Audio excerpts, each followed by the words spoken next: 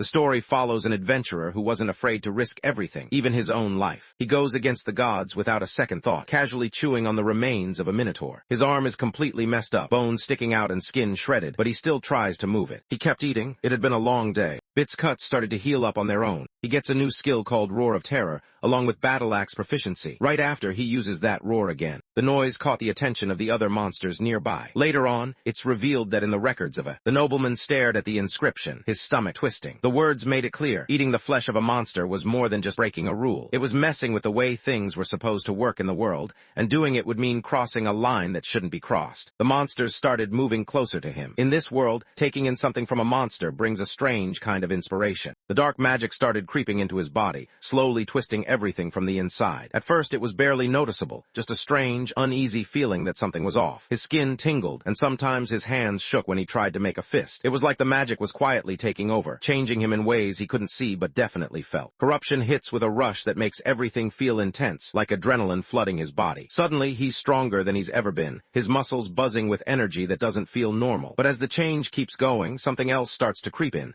Something darker, hinting at what's coming next. Suddenly, a pounding headache hit him, making it hard to think straight. At the same time, nausea started to roll in, making his stomach twist uncomfortably. He thinks about what he'd do if he ever gets out of this mess alive. In his head, he promises himself to change things up, maybe be a bit braver, stop holding back so much. He knew he had to hunt those guys down and stop the last stage of the corruption before things got any worse. The fight is tough and intense, with both sides pushing themselves to their limits, knowing it could be their last. Even though things look bleak, they keep going, giving everything they've got right up to the end. He stands there, eyes locked on the ground, his jaw clenched. There's no doubt about what he wants, payback. He's not going to let this go, and anyone who knows him can see he's serious. The only other option would be giving in to the darkness completely, letting it take over until they turned into a monster themselves. The man's in trouble, trying hard to push them away. He's using all his strength, barely keeping them off, but it's clear he's getting tired. Every move looks harder than the last, and you can tell he's not sure how much longer he can keep this up. Between every swing and punch, he's grabbing quick bites of his food, barely missing a beat. He keeps going, pushing himself harder, until he just can't hold back anymore and lets out another raw, wild yell. Now he's down to just one monster left. Standing right in front of him is a huge basilisk, way bigger than anything he's seen before. He bites into one of the wolf's heads, and as he eats, he can feel himself picking up one of its skills. He takes out his target and jumps straight up, aiming right for the monster. Suddenly, lightning starts to spark and swirl around the man. He turned on the device and aimed it at the basilisk. A sharp jolt shot out, hitting the creature right away. He eats it too, picking up its skill and moves on. He keeps doing the same thing over and over, taking lives, one after another like it never stops. He was getting better, taking in everything around him and moving on. He's lost track of time in this place. Bit by bit, he starts to realize where he is. He pushes himself ahead, even though his legs are shaky. He's not about to give up now. He keeps moving, stubborn about reaching his goal. He glances up, thinking he's nearly made it out. When he shows up, it's not exactly a warm welcome. There's just a bunch of monsters waiting for him, all tangled together like some weird net. But he doesn't back down. He looks at the whole messed up scene and decides it's not enough to stop him. He's made up his mind. He's getting through this, no matter what. The story shifts over to a city on the edge of everything, called Verona. This area is packed with dungeons everywhere, and there's a spot here that everyone talks about. The noxious labyrinth wasn't like any normal place. A creepy fog hung in the air, making it tough to breathe. Every second, the adventurer could feel himself getting weaker, like the fog was stealing his strength bit by bit. Most adventurers want nothing to do with this labyrinth. He wandered in and out whenever he wanted, almost like he owned the place. That's how everyone started calling him Dirty Forge. He smiles, looking pretty happy about it, like things are finally going his way. There were a lot to choose from today, since he was already up on the 6th floor of the dungeon. It was the kind of plant that only grew in this dungeon, and it was the reason he always had something in his pocket. The bag was already packed to the top. He thought about it and decided not to push his luck. Today, he'd just grab what he needed and leave the rest. He grabbed what he needed, figuring it would keep him going for at least 3 days. He hears some rats scurrying around, so he turns to look. He notices them standing right next to him. He realizes people call them plague rats. He takes off, sprinting straight at them. He lets them know that a lot of monsters in this maze like to attack with poison or poison gas. Most adventurers just avoid this place. That wasn't how it went for him. He just jumped right into the fog without even hesitating. He swings his weapon and slices the plague rat clean in half. He goes after the next guy right away and takes him out on the spot. The others closed in, 2 of them jumping straight at him. He cuts across at an angle, taking out the first guy just like that. He grabbed his baseball bat, but before he could react, the last guy suddenly leaped and grabbed onto his arm. It sinks its teeth into him, making him tense up from the pain. Out of nowhere, a fireball flies past him and slams into the red, blowing it up right behind his back. Right in front of him, the fire started to catch and light up. He stares at the fire, lost in thought, while the sound of crackling flames fills the quiet around him. Some adventurers walked up to him, letting him know he'd gotten it wrong. One of the guys points out that he had already suggested getting closer before trying to cast. The man points out a few people nearby, recognizing them as familiar adventurers he's seen around before. They don't seem like strangers, and there's a sense that he's a little more at ease now, knowing there are some faces he knows in the crowd. The group finally finds out the guy's name. As they look at him, the guys start to wonder if he might actually be a real man after all. Rudd could have used some help there. He's grateful they stepped in, but honestly he wishes they'd given him a heads up before making a move like that. It would made things way less awkward. The mage mentions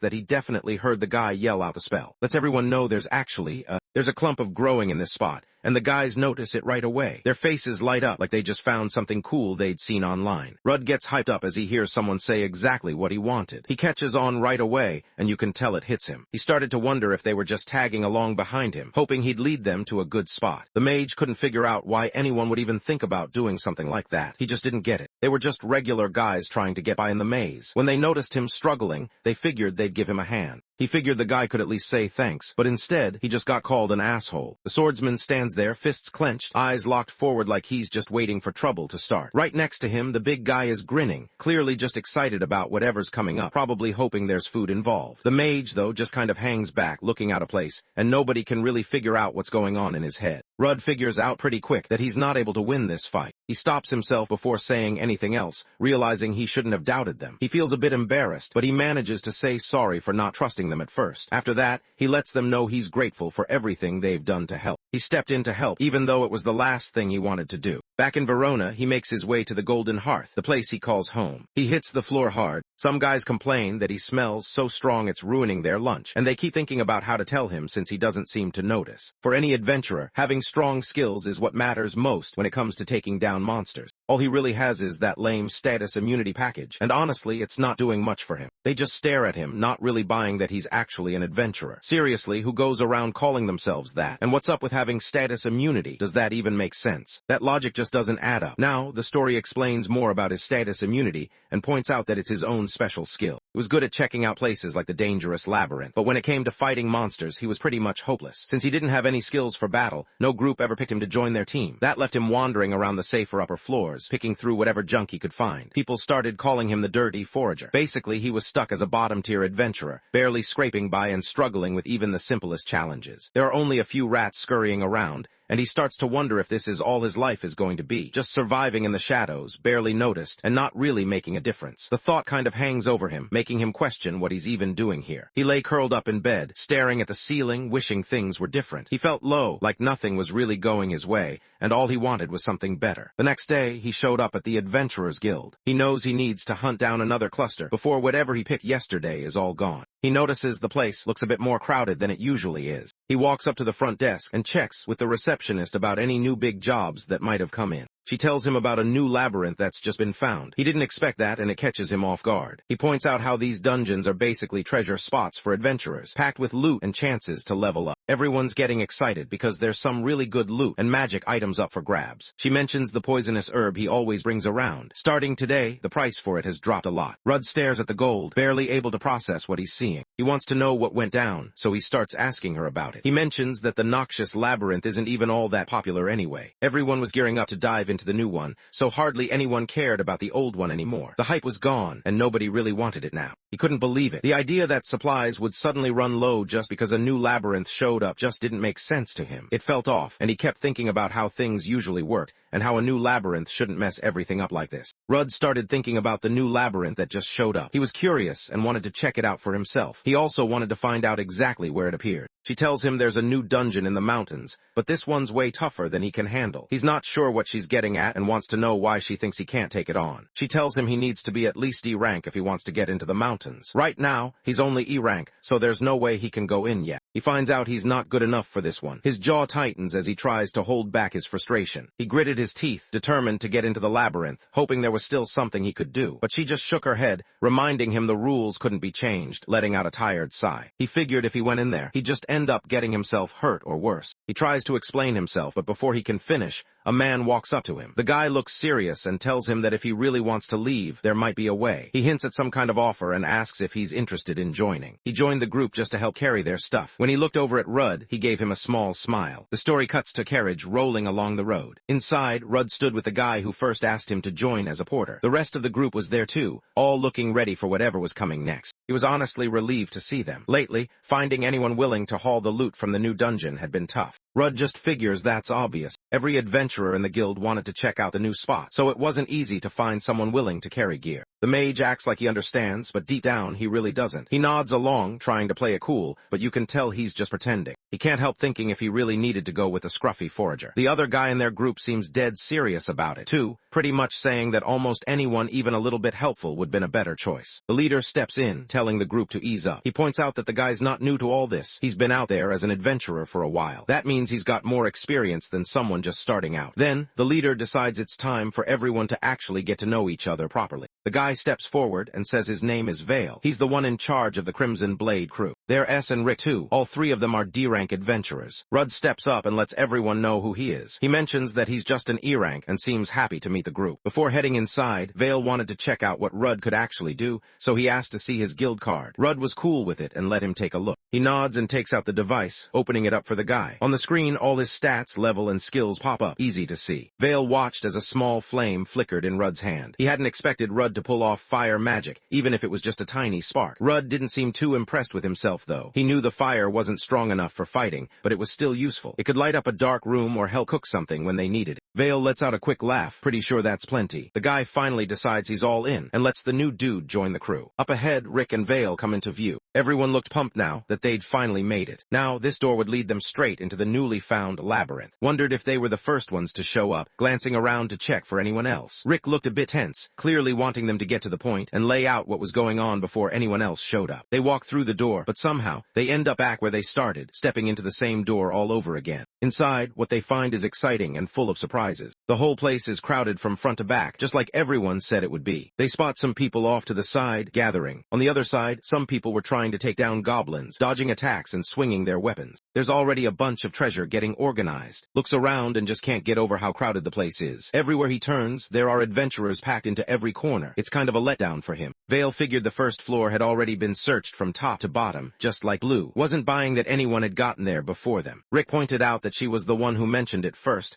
but he suggested they check out the lower part where it wasn't so crowded. She agreed, thinking it was a good idea. Rudd mentioned that the labyrinth was a new discovery. He figured it made sense for the group to map out the first floor first, just to get their bearings, before they tried going any deeper. Made it clear she didn't care what the porter thought. Rick just laughed about it, thinking that's exactly why the guy was still stuck at E rank, even though he wasn't young anymore. Vale steps in and tells them to chill out, making it clear he wasn't trying to mess with anyone. They're still not sure how to handle the labyrinth. He knows hanging around isn't going to help them find anything, so he decides it's time to move further in. They head for the stairs without wasting any time. After a bit, they reach the fourth floor. A wolf suddenly jumps at them. Rudd pauses for a second, surprised by what just happened. Rick barged in, totally owning the moment. He looked right at himself, basically daring himself to end it right there. Rudd tried not to let these weak enemies get to him. Didn't waste any time. She aimed her lightning at one of the enemies, and just like that, he was down. Vale steps up and slices the guy right down the middle. Blood splatters all over the place, and things instantly get intense. He knows he's supposed to be strong, but his arms and legs just won't do what he wants. The last wolf hits the dirt, its body thudding against the ground. Vale slides his sword back into its sheath and lets out a quiet sigh. Thought it was pretty lucky they decided to come down after all. Now they actually had some loot to show for it, and it felt good not having to fight other groups over the same stuff. Vale looked pretty calm about the monsters. They didn't seem like much of a threat to him. The treasures around weren't too shabby either, so it felt like the place was worth checking out. Rick raised his voice at Rudd, making it clear that Rudd had one job. He had to make sure the guy's name was wiped out. He hides the monsters he's defeated, glancing over to see if the other guy gets what he's doing. Rudd looks over the bodies and realizes they're in pretty rough shape. He figures there's no way to get anything good from them. The magic crystals, most likely busted too. Rick looked over at the stuff and could just tell things weren't right. He was sure something was messed up, so he figured there was no way he could just relax. He knew he had to check everything again, just to be sure. Rudd tells himself he won't let the magic crystals mess with his head, but he knows he's going to have to use them. He really doesn't want to. After seeing how Rick wiped out his monsters, he figures there's probably nothing left to find anyway. Still, Rudd holds off for now, promising himself he'll get the crystals back later. He heads over to one that's bleeding pretty badly, knowing it's his fault for tearing it up so much. There's blood and guts all over the place. He looks around, then starts using his own blood. He thinks about fire magic and wonders if burning it could actually help. Rick watches him try out his fire magic and just laughs, clearly not impressed. He even jokes about it, acting like it's nothing special, almost as if he's teasing him for showing off. He figured they'd wandered around long enough and his stomach was starting to growl. At this point, even monster meat seemed tempting to him. Just made a face, totally grossed out by the idea. Everyone knew adventurers weren't allowed to eat monster meat. If any of that weird monster energy got inside someone, nobody could predict what might happen next. He tries to play it off like he was only messing around with her. Deep down, he's already thinking about how they'll be able to eat all they want once they get paid for this. Out of nowhere, a roar blasts through the air, so loud it makes everyone's ears ring. The guys freeze up, looking around, not sure what just made that sound. Its footsteps thudded loudly behind him. One of the creature's hooves shows up, and everyone's instantly confused. No one really expects to see a minotaur just hanging around here, but that's exactly what's in front of them. On the early floors, he gets ranked as a monster, which honestly doesn't make any sense to him. The creature starts stomping their way, and Rick can know right away that things just took a turn for the worse. No matter how hard they went at it, even as a team, taking it down just wasn't happening. They all looked around, unsure of what move to try next. Vale figured it was time to use what they had, so he let Rudd know to just toss the backpack in. He keeps his focus locked on the monster as he gets ready to take it down. He knows this is something he has to handle, and Rudd's already on board, ready to back him up. He gives a confident nod, letting everyone know he's got things under control. The others look at him, waiting to see what plan he's thinking of. Vale grinned, looking pretty pleased with himself. He felt confident about his plan, like it was his secret weapon. He lifts his sword and brings it down hard across Rudd's back. Blood starts spurting everywhere, and he shouts at Rick, giving them the signal to go ahead. Rick steps up and hurls his axe straight ahead, tapping into his warrior's inspiration skill as he does. The monster suddenly locks onto a new target, eyes narrowing as it moves in fast. Whatever caught its attention, it goes for it, heading straight toward. The thing lands right next to him, kicking up dirt and making his heart race. Throws out a haste spell, and suddenly Rick and Vale all start moving twice as fast as before. Rudd finally catches on that the whole time, the plan was for everyone to leave him behind. Vale doesn't even try to hide it, basically confirming what Rudd already suspects. Nobody really wanted to hang out with him. Most people just ignored him, and honestly, he was used to it by now. Rudd stands there, stunned that they actually left him behind like this. It's like he can't wrap his head around the fact that they just ditched him, leaving him in serious trouble. They take off fast, leaving him behind with the creature. Now it's all on him to distract it while the others make their escape. He looks at them with anger burning in his eyes, thinking about how they wronged him. Deep down, he's already planning how he's going to get back at them. He yells at them, totally frustrated since he can't do anything to help. The Minotaur comes closer, lifting its axe up, ready to strike. Rudd glances up at him, catching his eye. Locking eyes with it then, the thing comes crashing down and launches him straight up, tossing him into the air. He finally touches down close by and lets everyone know what's going on. Luckily, the attack missed him. For a second, he realized he might still have a shot, but he tries to stay real with himself, knowing this is probably it for him. The thing comes straight at him, not slowing down or turning aside. Before he can react, it slams right into him. The thing slammed into his shoulder and launched him right through the wall. Cracks start spreading across the wall behind him. The sound of something breaking filled the air as the Minotaur crashed straight through it, not even slowing down. The Minotaur suddenly understood that it messed up. They started dropping through a pit hidden just past the wall, slipping all the way down until they hit the bottom. Rudd could hardly keep his eyes open, blood spilling out and covering the ground around him. He glanced around, barely able to believe he'd made it out alive. Turning his head, he noticed the Minotaur underneath him, which must have helped cushion his fall. Even though his arm and legs were twisted and broken, he knew deep down he didn't have much time left. Even if no more monsters show up, he knows he might bleed out anyway. His stomach keeps growling, and he can't stop thinking about how hungry he is. He even wonders if the Minotaur could be food right now. He catches himself before joking about it, remembering exactly what could go down if he ever messed with a monster's food. He looks down at his own skin, realizing there's no way out. He gives in, accepting whatever's about to happen. His life had always felt pretty rough, and right then, he remembered something someone once told him when he was a kid. No matter how tough things got, he always reminded himself to keep going and never quit. He digs into the Minotaur, tearing off pieces and eating them. It's clear where this is headed, and anyone watching knows what comes next. When someone eats monster meat, their body starts to change over time. Little by by little, they turn less human and more like the monster they ate. This was a fate nobody would want, not even compared to a rough end like poison. His eyes looked totally wild now, focused on what he was doing. Even though his arms were messed up, he kept digging in, almost like he didn't care about the pain. Starving and desperate for blood, Rudd found himself pushed past his limits. Hunger took over, and he did something he never thought he'd do. He had no idea that things were about to take a turn he never saw coming. As the group heads further into the dungeon, they spot a bunch of strange creatures lurking in the shadows. The air gets colder and the walls feel like they're closing in a bit. Everyone gets quiet, trying to figure out what's coming next. Some of the guys glance at each other, not really sure if they're ready for what's ahead, but nobody wants to back down now. Their eyes glowed in the darkness. Turns out they were all just bats. Rudd moves forward, gripping the axe tight. His steps are shaky, but he keeps going. His eyes looked empty, like he wasn't really thinking at all. He suddenly seems wild, almost like he isn't himself anymore. Out of nowhere, the bats swarm in his direction, wings flapping and shadows swirling around him. He uses the skill Roar of Terror, the one he took from the Minotaur. The bats started turning on each other, tearing their own kind apart. The attack hits, and they're gone instantly. More bats started pouring in, swarming around the place. Right then, Rudd decided to use the Minotaur's second skill. With his strength boosted, he grabs the axe and swings it hard. The bats in front of him don't stand a chance. They get smashed apart, pieces flying everywhere. He picks up a few limbs lying on the ground and starts chewing on them. Now he's got their echolocation skill, and he puts it to use. He looks around, trying to spot what kind of creatures are nearby. Right away, he notices a serpent sliding through the grass, a wolf watching from a distance,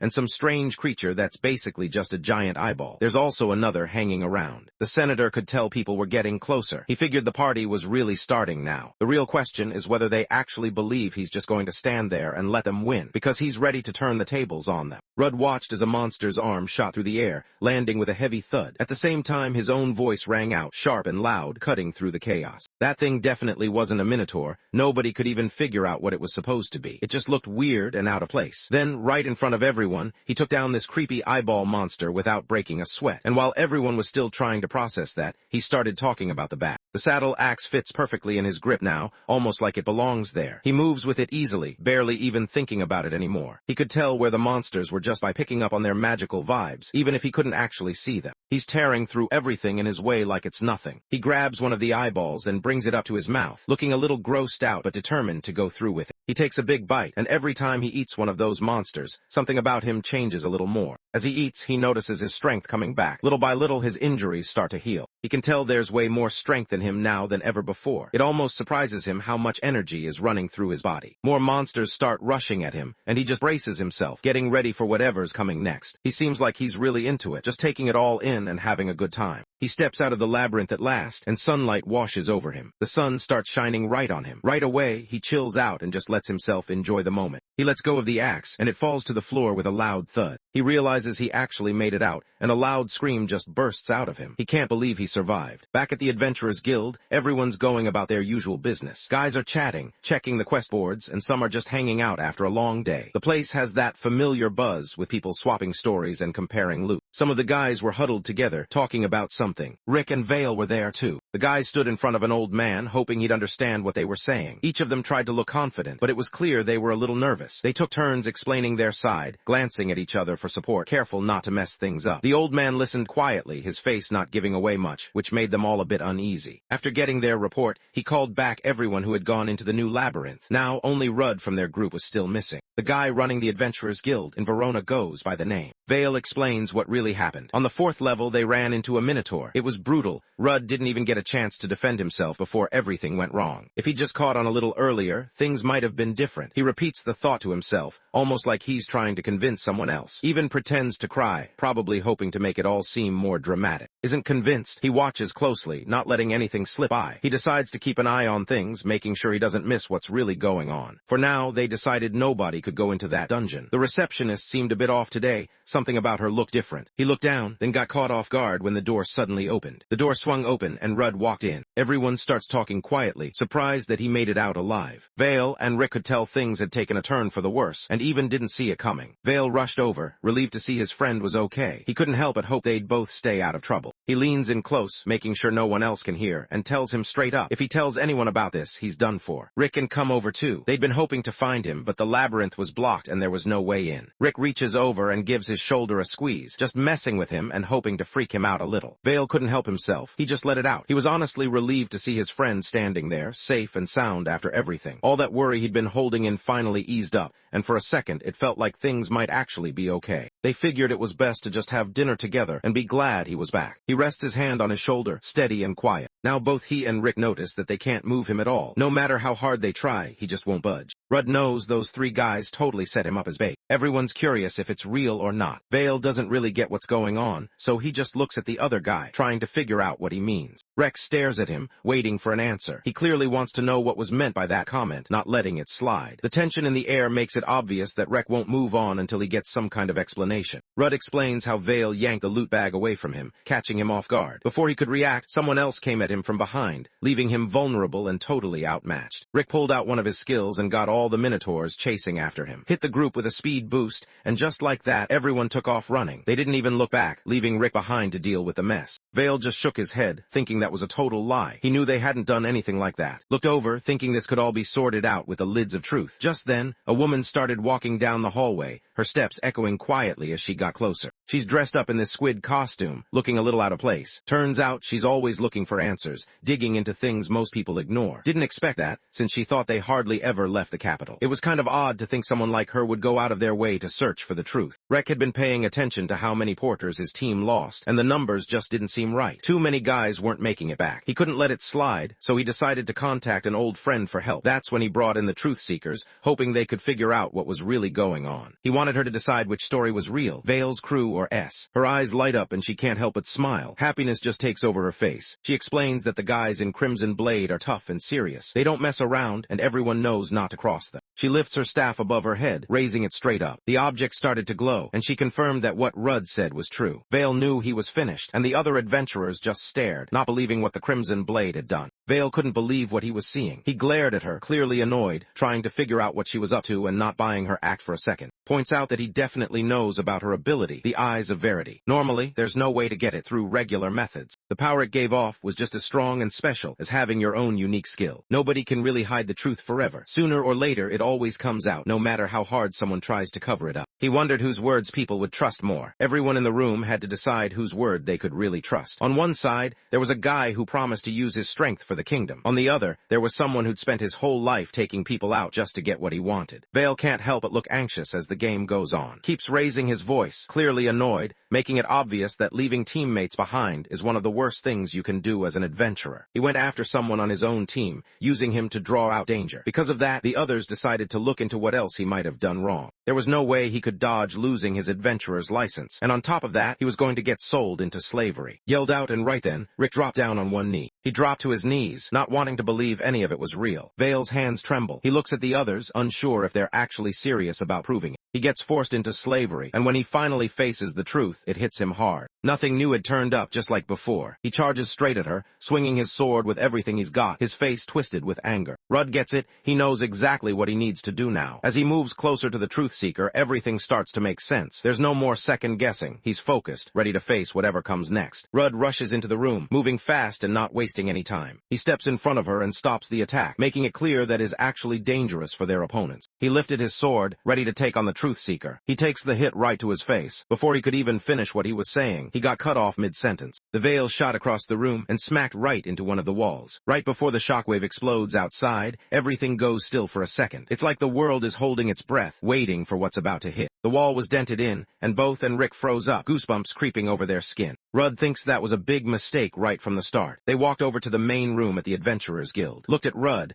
realizing he probably had a long day and was tired. Let Rudd know he was sorry for making him stay so late. Rudd tries to play it cool, but deep down, he can't help but think about what might happen next. He explains that the guild's agents showed up and took all three of them away. Now, they're about to go through some tough questioning. If it turns out that they really do use porters as bait all the time, then everyone's going to find out about their other crimes too. The Crimson Blade is set to lose everything they own. Once their adventurer status gets taken away, there's no way out. They'll end up as slaves. However, ever since showed up, things just hadn't been the same. If someone even thought about hurting a truth seeker, odds are that person would probably never get to see him again. Rudd looks things over and gives a nod, clearly satisfied. He checks again, and once more he seems pretty happy with how it turned out. Cleared his throat trying to get everyone's attention. He pointed out that the loot they picked up from the new labyrinth didn't have an owner anymore. Since nobody else claimed it, wondered if he could just take it for himself. After everything Rudd has dealt with, it just makes sense for him to take it. Inside, there's around 200,000, and every single one seems to be encouraging him to go for it. Rudd steps outside, gripping the bag tightly in his hand. He stands there for a second looking around, making sure no one's watching. The bag feels heavier than it should, but he keeps his cool, ready to move on. He figures he won't have to stress about money or paying for stuff anytime soon. He thought about how many hours he'd have to spend searching for herbs and weeds just to earn this much cash. Seeing how much adventurers could actually make, it hit him that their job really paid off. He starts to notice that people aren't acting the same around him. No one really looks his way or talks to him like they used to. It's like he's suddenly invisible, and he can't help but wonder what's going on. No one bothered to mess with him these days, but at the same time, no one really tried to be his friend either. He figured if he hung around much longer, people would probably start noticing his stats going up so fast. Not wanting to draw any attention, he kept moving through the nasty labyrinth, just trying to get by without causing a scene. He tries to push away the negative thoughts running through his head as now that he had some cash, he could finally grab the gear he needed and treat himself to whatever food he'd been craving. He figured he should hit up the weapons shop first before doing anything else. He notices something close by. He tells everyone to hold up for a second because he notices a magic bag sitting nearby. He can tell right away that the bag is worth exactly 200,000. He tries to talk himself out of it, reminding himself that he already has access to plenty of food. The next day rolls around, and even though he could have just stayed away, he finds himself heading back in. He walks through the messy maze, taking out rats without breaking a sweat. He's surprised at how simple things are this time. Before, he had to struggle against 5 of these, barely making it through. Now, though, he handles it without breaking a sweat. He remembers what he picked up from fighting that monster and starts checking out all its stats, trying to figure out what makes it tick. He notices it's a level 9, and its skill is called Poison Gas. Judging by what he sees, he figures he should be able to use it himself. He decided to try out the skill he gained from eating the monster and the corpses. As he thought about it, he realized the plague probably wasn't the choice. Rat was level 9, but he couldn't help thinking about how many levels he might have gained since then. He took a moment to think back, curious about his progress. He figured he could handle these rats easily, guessing there were maybe 20 of them. But as soon as he opened his stash, reality hit a little harder. He checks his stats and notices he's hit level 42. The numbers on the screen are way higher than before, and it kind of blows his mind how much stronger he's gotten. He starts to panic, thinking about how just yesterday he was at level 7. He hadn't looked at his skill list in a while. He decides to open it too. The place is packed with barely any space left. He notices just how many there are, and his face lights up with excitement. He returned to the spot where he'd tripped before leaving the dungeon, but now the wall looked totally fine, like nothing had happened. Since the new labyrinth was shut down for a bit, he figured he'd just make a quick loop through the noxious labyrinth today instead. He's still curious to see what he can do, so he decides to give it a shot. He wants to find out just how far he can make it down the floors with the strength he has right now. He's carrying a bag he picked up just yesterday, using all the cash he managed to make from his last gig. He really had his sights set on the Crimson Blade. On top of that, he didn't just want to experiment on any random creature. He was holding out for a real monster as his first target. He walks down to the 6th floor. It's just as easy as it was on the 9th and 13th. None of the monsters here even slow him down. He knows he needs to keep going, hoping there's something tougher waiting for him deeper in. The 24th floor turned out to be a swamp. Mud and water were everywhere, making every step tricky. The air was damp, and the sound of bugs never really stopped. Anyone walking through here had to watch their step or risk slipping into the muck. A lizard man showed up, hanging back in the shadows with some armor on. He looked like he was waiting for something, trying not to get noticed. RUD stays low behind a tree, peeking out just enough to see it. He turns on his insight. He checks the monster's profile and notices it's level 25. He scrolls through its stats and skills, taking a moment to size it up. He weighs his options, considering what he should do next. Soldier lizards usually roll up with their crew, but this one's out here alone, which is pretty weird. A lizard seemed like the perfect thing to try it on. He sneaks up from behind and leaps at it, trying to catch it off guard. He swings and his blade just grazes the creature's arm, not doing much damage. He takes a look and figures it's okay for now, but he knows the next hit will be too much. But then it just takes off. He looks around, totally confused, trying to figure out what's happening. He tries to make it stop, but it takes him a second to realize what's actually happening. The thing darts off, but it's heading straight for a dead end. He lets it know there aren't any places left to run. The creature looks like it's about to chase after him, and then it starts to smirk. Rudd looks at those eyes and instantly knows what's going on. He suddenly gets that sinking feeling. Yeah, he's definitely messed up now. He looked around and realized he was completely surrounded by lizard men. It hit him then. This whole thing had been a setup from the start. Rudd looks at the situation and thinks that even though there's a big gap in levels, this is actually impressive. Things were getting worse. One guy came at him hard, swinging down, but he managed to move out of the way just in time. He notices their chips are already out, so he figures he might as well handle them one at a time. He runs straight at the first guy, and their swords hit hard against each other. He pushes it over with pure force, and then it starts slamming its head against the back wall. The creature sat there, pressed against the wall. After a while, it blinked and slowly opened its eyes again. Rushed forward, his sword raised up, ready to strike. He moves in to end it, but just as he's about to land the hit, another one jumps in and blocks him. Rudd didn't expect it to actually step in, so when it did, he was caught off guard. The other one started showing up. Out of nowhere, something comes at him from behind. He reacts just in time, moving fast to avoid getting hit. It really believed it was in control. That was seriously a close call for Rudd. He could still feel his heart racing from how intense it got. He tries to count how many there are, but they just keep popping up faster than he can keep track. He thinks the whole situation is strange. Everyone knew these monsters usually stuck together and attacked in groups,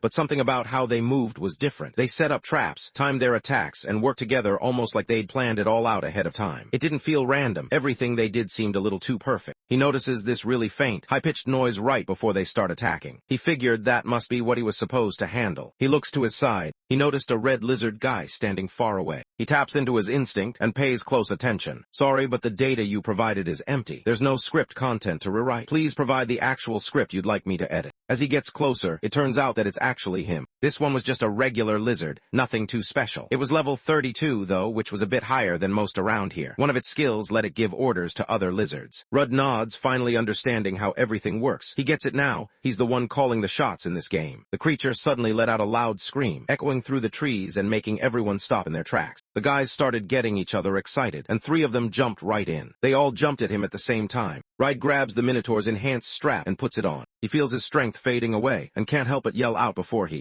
pushed straight ahead, using his strength to get past all the lizards in his way. One of the guys moves in front, ready to stop whatever's coming. Rudd spots the general heading his way and suddenly springs to his feet. He moved right past it, crushing its head under his foot, not slowing down as he headed straight for the leader. He knows this is his one shot. He clenches his jaw and brings his arm down hard. He swung with everything he had, cutting straight across its chest. He looks around, confused and trying to figure out what's actually happening. His attack didn't even scratch it. The general just started grinning, looking way too confident for the situation. He steps forward and goes for his own attack, aiming right at the other guy. The attack headed straight for Rudd's chest, and he knew right away there was no way he could get out of the way fast enough. He used his spider skill to toughen up, knowing there were more tricks up his sleeve. This one always had something unexpected planned. The general steps back, putting some space between himself and everyone else. Rudd just can't figure it out. He knew his hit landed, but the guy barely looked phased. There wasn't any gear or buff making him tougher, so something weird had to be going on. He started checking out all the other skills in the area, trying to figure out what he was missing. Nothing really stands out about the main character. He just kind of blends in with everyone else. There's nothing about him that grabs your attention right away. There were a bunch of minions, but one stood out to him. This one had a big slash across its chest, and above its head, he noticed it had a skill called Sacrifice. He figures this has to be the place, noticing how the lizard jumped in and took the hit, trying to protect its leader. He rushes straight at it, not wasting any time before heading out. He drove the blade right into its chest, finishing it off. He realizes now, more than ever, what it really means to be a meat shield. He knew he had to go through with it, even if it meant letting some people down. Deep down, he wished things could be different, but he was set on his decision. It wasn't easy, but he felt like this was the only way forward. The general figured out that everyone had caught on to its trick. Suddenly, someone starts yelling. Right away, the thing and the others charge straight at Rudd. Rudd goes ahead and pulls out, showing off another move he got from the spider. He takes off, heading straight up to the top of the dungeon. The general stands there, eyes wide, totally stunned by what's happening right in front of him. Rudd appreciates that everyone came at him at the same time. He gathers up all the webs, pulling them together into one big bunch. He shoots webs everywhere, kind of like Spider-Man, and then hurls an electric net at the whole group. The general loses it and yells at them. Before anyone knows it, they're already tangled up on the floor. The general stood there, knowing there was nothing left for him to do. Rudd gestures for him to look up. It seems like everything has come to an end. He swings and slices it right off, sending it flying across the air. After a while, its head started to bleed. Rudd finishes wiping out the last few guys who were left, while the rest are already down on the floor. He decides it's time to eat. It was finally time to see if that magic bag he bought was actually useful. A magic bag works just like the name says. It's been enchanted so it can hold way more stuff than anyone would guess just by looking at it. When the bag is locked, it barely weighs anything, no matter what's inside. He grabbed a few things from his kitchen, some pans, a spatula, and a couple bottles of sauce and spices. He was too caught up trying to look out for himself when he dropped through the hidden spot. He stands by the door, thinking about something he's always been curious about but never had the chance to do. He grabs a few lizard tails and tosses them into the pan, curious about how they'll turn out. While they sizzle, he can't help but wonder what they're actually going to taste like. He wondered how things would turn out if he actually took the time to cook and eat some monster meat the right way. He can't help it. Saliva starts to drip from his mouth. He leans in and tries his first bite. He tries it out and realizes it's actually really good. He's surprised by how good the monster meat tastes, and he just keeps wanting more with every bite. He picks up every skill that lizard man had, and it's going to happen with anyone else he takes down, too. He can't help thinking it's strange, wondering how he's picking up their skills. He starts to think maybe it's because their magic is messed up somehow. He's already tried out the powers from the Minotaur, the Spider, and even the Evil Eye. The only abilities he hasn't tried yet are from the Thunder Wolf and the Black Snakes. After finishing his meal, he feels pumped up and starts thinking about going after even more monsters to eat. He was heading back, but something slipped his mind. He figured it was probably smart to eat the lizard with the skill sacrifice ability, just to be safe. He takes the stairs back up to the 21st floor, moving a little faster this time. There are a few moths fluttering around, and some frogs are hanging out nearby too. He gets ready to use the Thunder Wolf's special move, Chain Lightning. He fires it off, hitting the frogs with a quick burst of energy. The frogs don't even get a chance to react. They're gone in an instant. He kept dealing with the moths, catching them and tossing them into the pan. He thinks it's a pretty cool skill to have. These monsters usually depended on their special tricks to mess up anyone who got in their way. But today, they ran into him,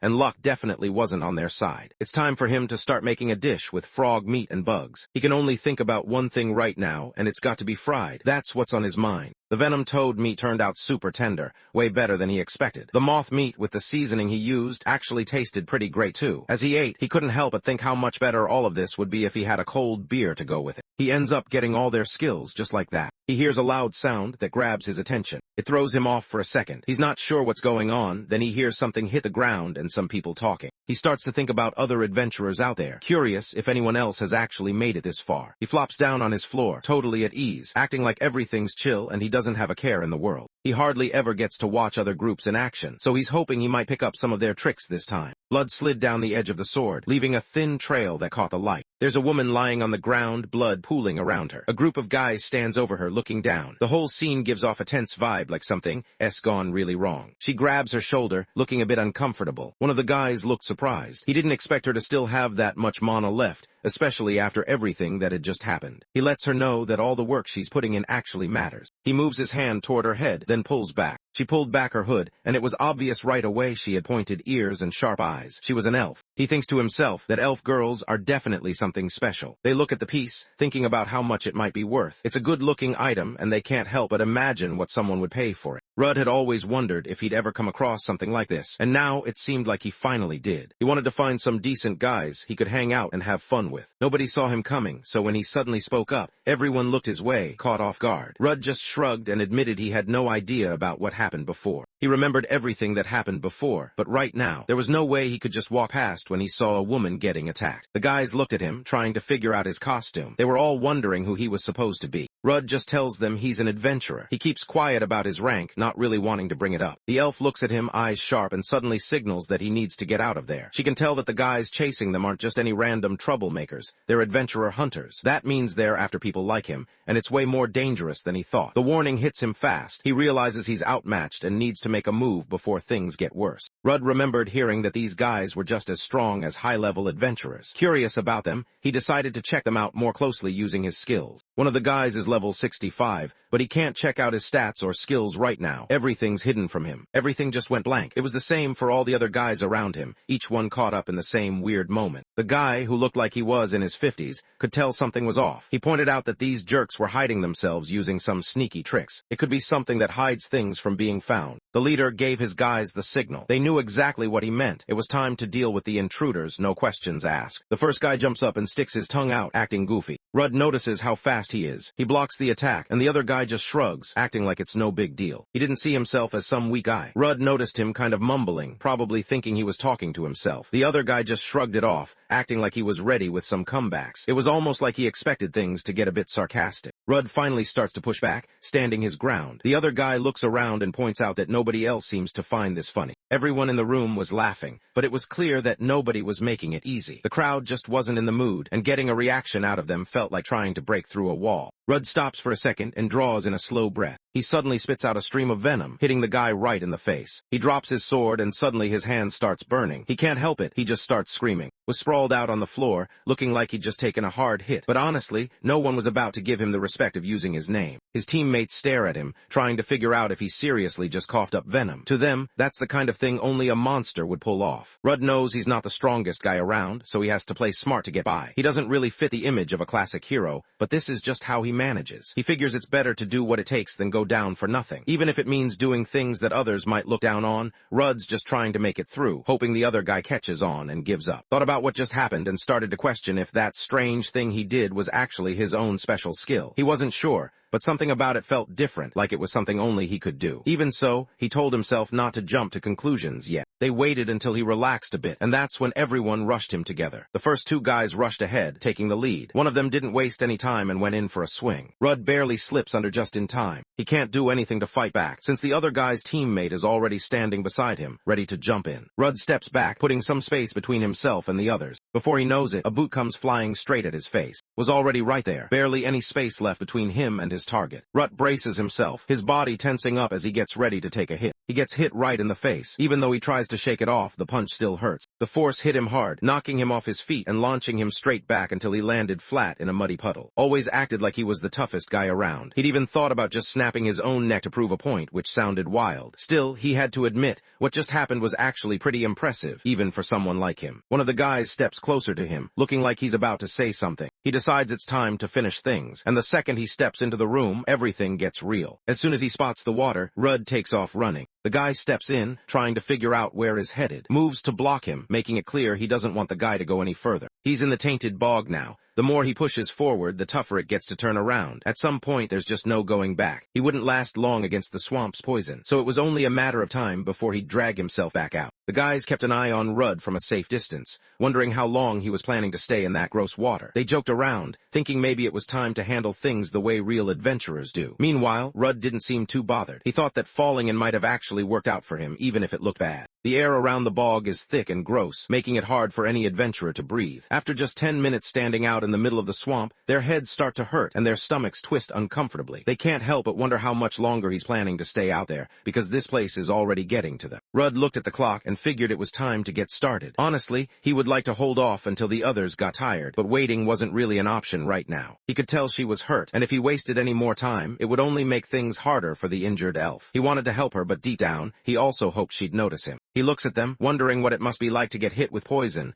and all those annoying status effects. He figures it's probably really painful. He turns around and heads back. The others watch him, thinking he's finally decided to quit. They look kind of annoyed, like he could have just said so earlier instead of making them stand around. Rudd thinks it doesn't really matter for him, since he can't get hit by those kinds of effects anyway, so he just can't really relate to what everyone else is dealing with. Suddenly gets it, everything that just happened was planned from the start. He shouts at his crew, letting them know they aren't allowed to do that. They couldn't wait any longer. It was time to take him out. They charge into the bog, ready to face Rudd. This time, Rudd keeps up with them without breaking a sweat. The first guy's blade moves fast and steady. He starts to get the upper hand, pushing his opponent back little by little. With each swing, the other guy struggles more to keep up, looking like he's about to lose control of the fight. Rudd explains that the bog slowly drains their health over time. As the poison gets stronger in their system, their stats start to go down. The second guy charges at him, yelling loud enough to make it obvious. He spots the attack coming before it even lands. Rudd braces himself and takes the hit straight on his back, standing his ground and not letting it push him over. He just stands there, staring, totally stunned. This isn't what he expected at all. Rudd steps up, ready to take his turn. Sparks started to flicker around him, like his body was building up energy. In the next moment, he let loose a burst of chain lightning, sending crackling bolts jumping from one spot to another. He drove his sword down into the swampy ground, sending a jolt through both guys until they look burnt with edges blackened and curled up. But one is still there, not knocked down like the rest, holding its ground. He takes a drag from his cigarette, then suddenly moves forward, ready to go. Rudd was getting yelled at, with someone straight up calling him a bastard. Rudd goes ahead and uses air slash, just like that. The moth shows off what it can really do, flying straight at the guy and just tearing into him. It's rough to watch, definitely not something you'd want to happen to you. Lists off some of her powers, mentioning how she can shoot venom, make her body tougher, and even control chain lightning. Nobody could believe what they were seeing. He was out there in the middle of the fight, pulling pulling off moves that looked just like the monster's attacks. It didn't make any sense. Skills like that were supposed to be impossible for regular people. The others just watched, confused and trying to figure out what was going on. Rudd charges straight at him, not bothering to explain himself. He looks determined, like he's not interested in talking things out. Rudd starts to push back, taking control bit by bit. Even though usually does better in close fights, it's clear things aren't going his way this time. He's definitely way stronger in a fight, no question, but that poison really messes things up for him. He's getting beat, and his blood is spraying all over the place. He taps into his enhanced dexterity, moving smoother and quicker than usual. He refuses to let himself lose like this,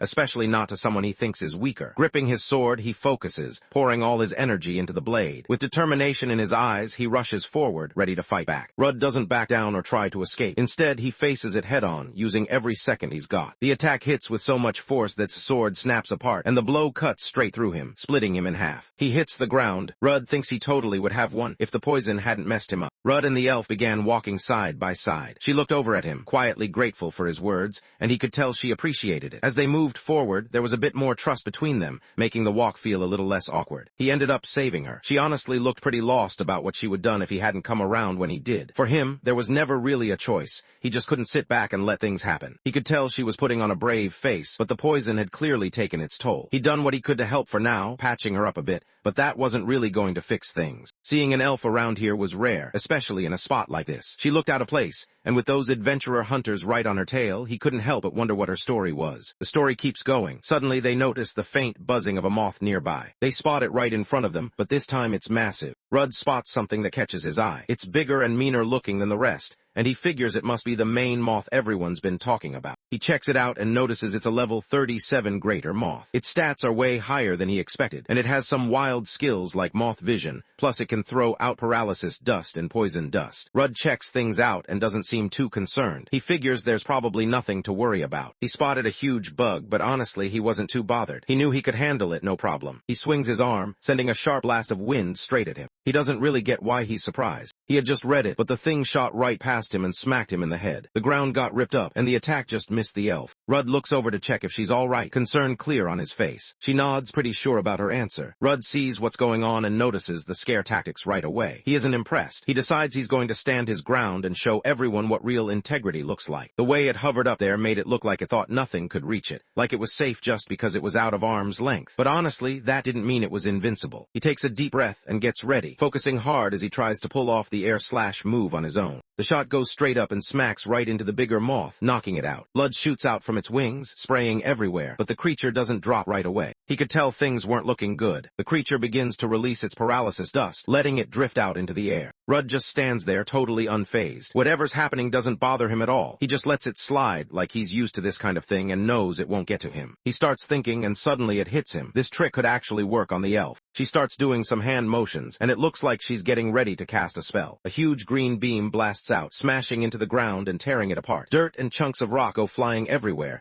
leaving a massive hole where the ground used to be. It lost 2 sets of wings, which made it drop lower in the air. Rudd thought it made sense that she could use wind magic since she was an elf. He heads over and drives his weapon right into its head. His head felt strangely clear, and she told him that poison and paralysis didn't bother him at all. He notices that the skills he's using seem almost the same as the ones the monsters have. Now he's stuck, trying to figure out how he's going to explain himself and get out of this situation. She lifts off the ground, her feet leaving the floor as she starts to float upward. It's like she's figuring out how to fly for the first time, looking a little unsure but also excited about what's happening. She hits the floor, clearly hurting. Rudd wonders if the paralysis is kicking in. She looks at the powder and shakes her head, letting him know that's not what she's talking about. As soon as they made it out, she planned to explain everything to them. They head back the way they came, moving up the path. They finally stepped out of the dungeon. They both leaned back against a tree, finally able to catch their breath. She looked relieved, clearly feeling way better now that they weren't stuck inside anymore. He could see she was trying to pull herself together, gathering up her courage. Before she started to share her story, she took a deep breath, bracing herself for whatever came next. Steps forward, ready to let everyone know who she is. She shares her name and mentions that she used to be an adventurer. He wondered if she was talking about from Misty Green. She just laughed, a bit surprised that someone actually recognized her. He remembers her right away. She's from that top S-ranked group in the kingdom of known as the Path. Everyone knows about them, or at least has heard the name. Word around is, though, that the Path got taken down. She nods, letting him know he got it right. All of them had lost to a monster 5 years back. That day they went up against the monster hiding at the bottom of the S-ranked dungeon, known as the Abyssal Labyrinth. Things went bad fast. Their party leader was taken out right away. Another teammate got hurt so badly he had to quit for good,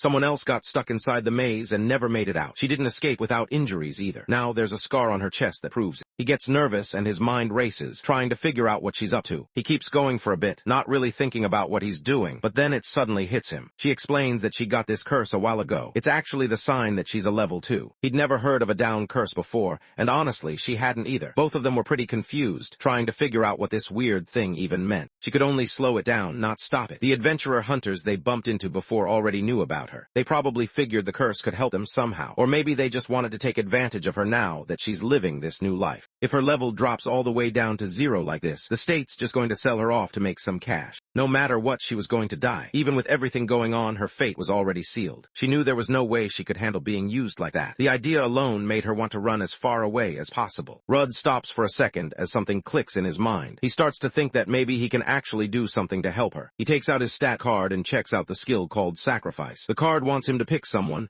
and whatever hits or bad effects that person gets, he'll take them instead. He let her know he had an idea in mind and wanted to see if it would work, wondering if she'd be okay with him trying it out on her. She just nods, and he slides the item into her hand. He put his hands on her shoulders. Right before he hit the switch, everything seemed to slow down for a second. After the sacrifice, the curse slowly started creeping up his arm. She realizes the curse is starting to leave her. She decides to step in, figuring if he keeps going like this, things are just going to get worse for him. At this point, she's pretty sure he's only making trouble for himself. He smiles at her, hoping she'll believe in him. He wants her to know things are under control. Now the level-down curse starts hitting Rudd instead. She stands there, eyes locked on the demon. Even though she wants to look away, she can't. Every move the demon makes pulls her in, like she's stuck watching some wild video online. Her heart's pounding, but she doesn't blink. She just keeps watching, not sure what's going to happen next. The creature slowly reaches its hand out to the right. Just then, a bright light shows up and stops everything. Since he's got status immunity, the curse doesn't stand a chance and starts to disappear, getting wiped out by the immunity. Rudd pointed out that this solved the problem,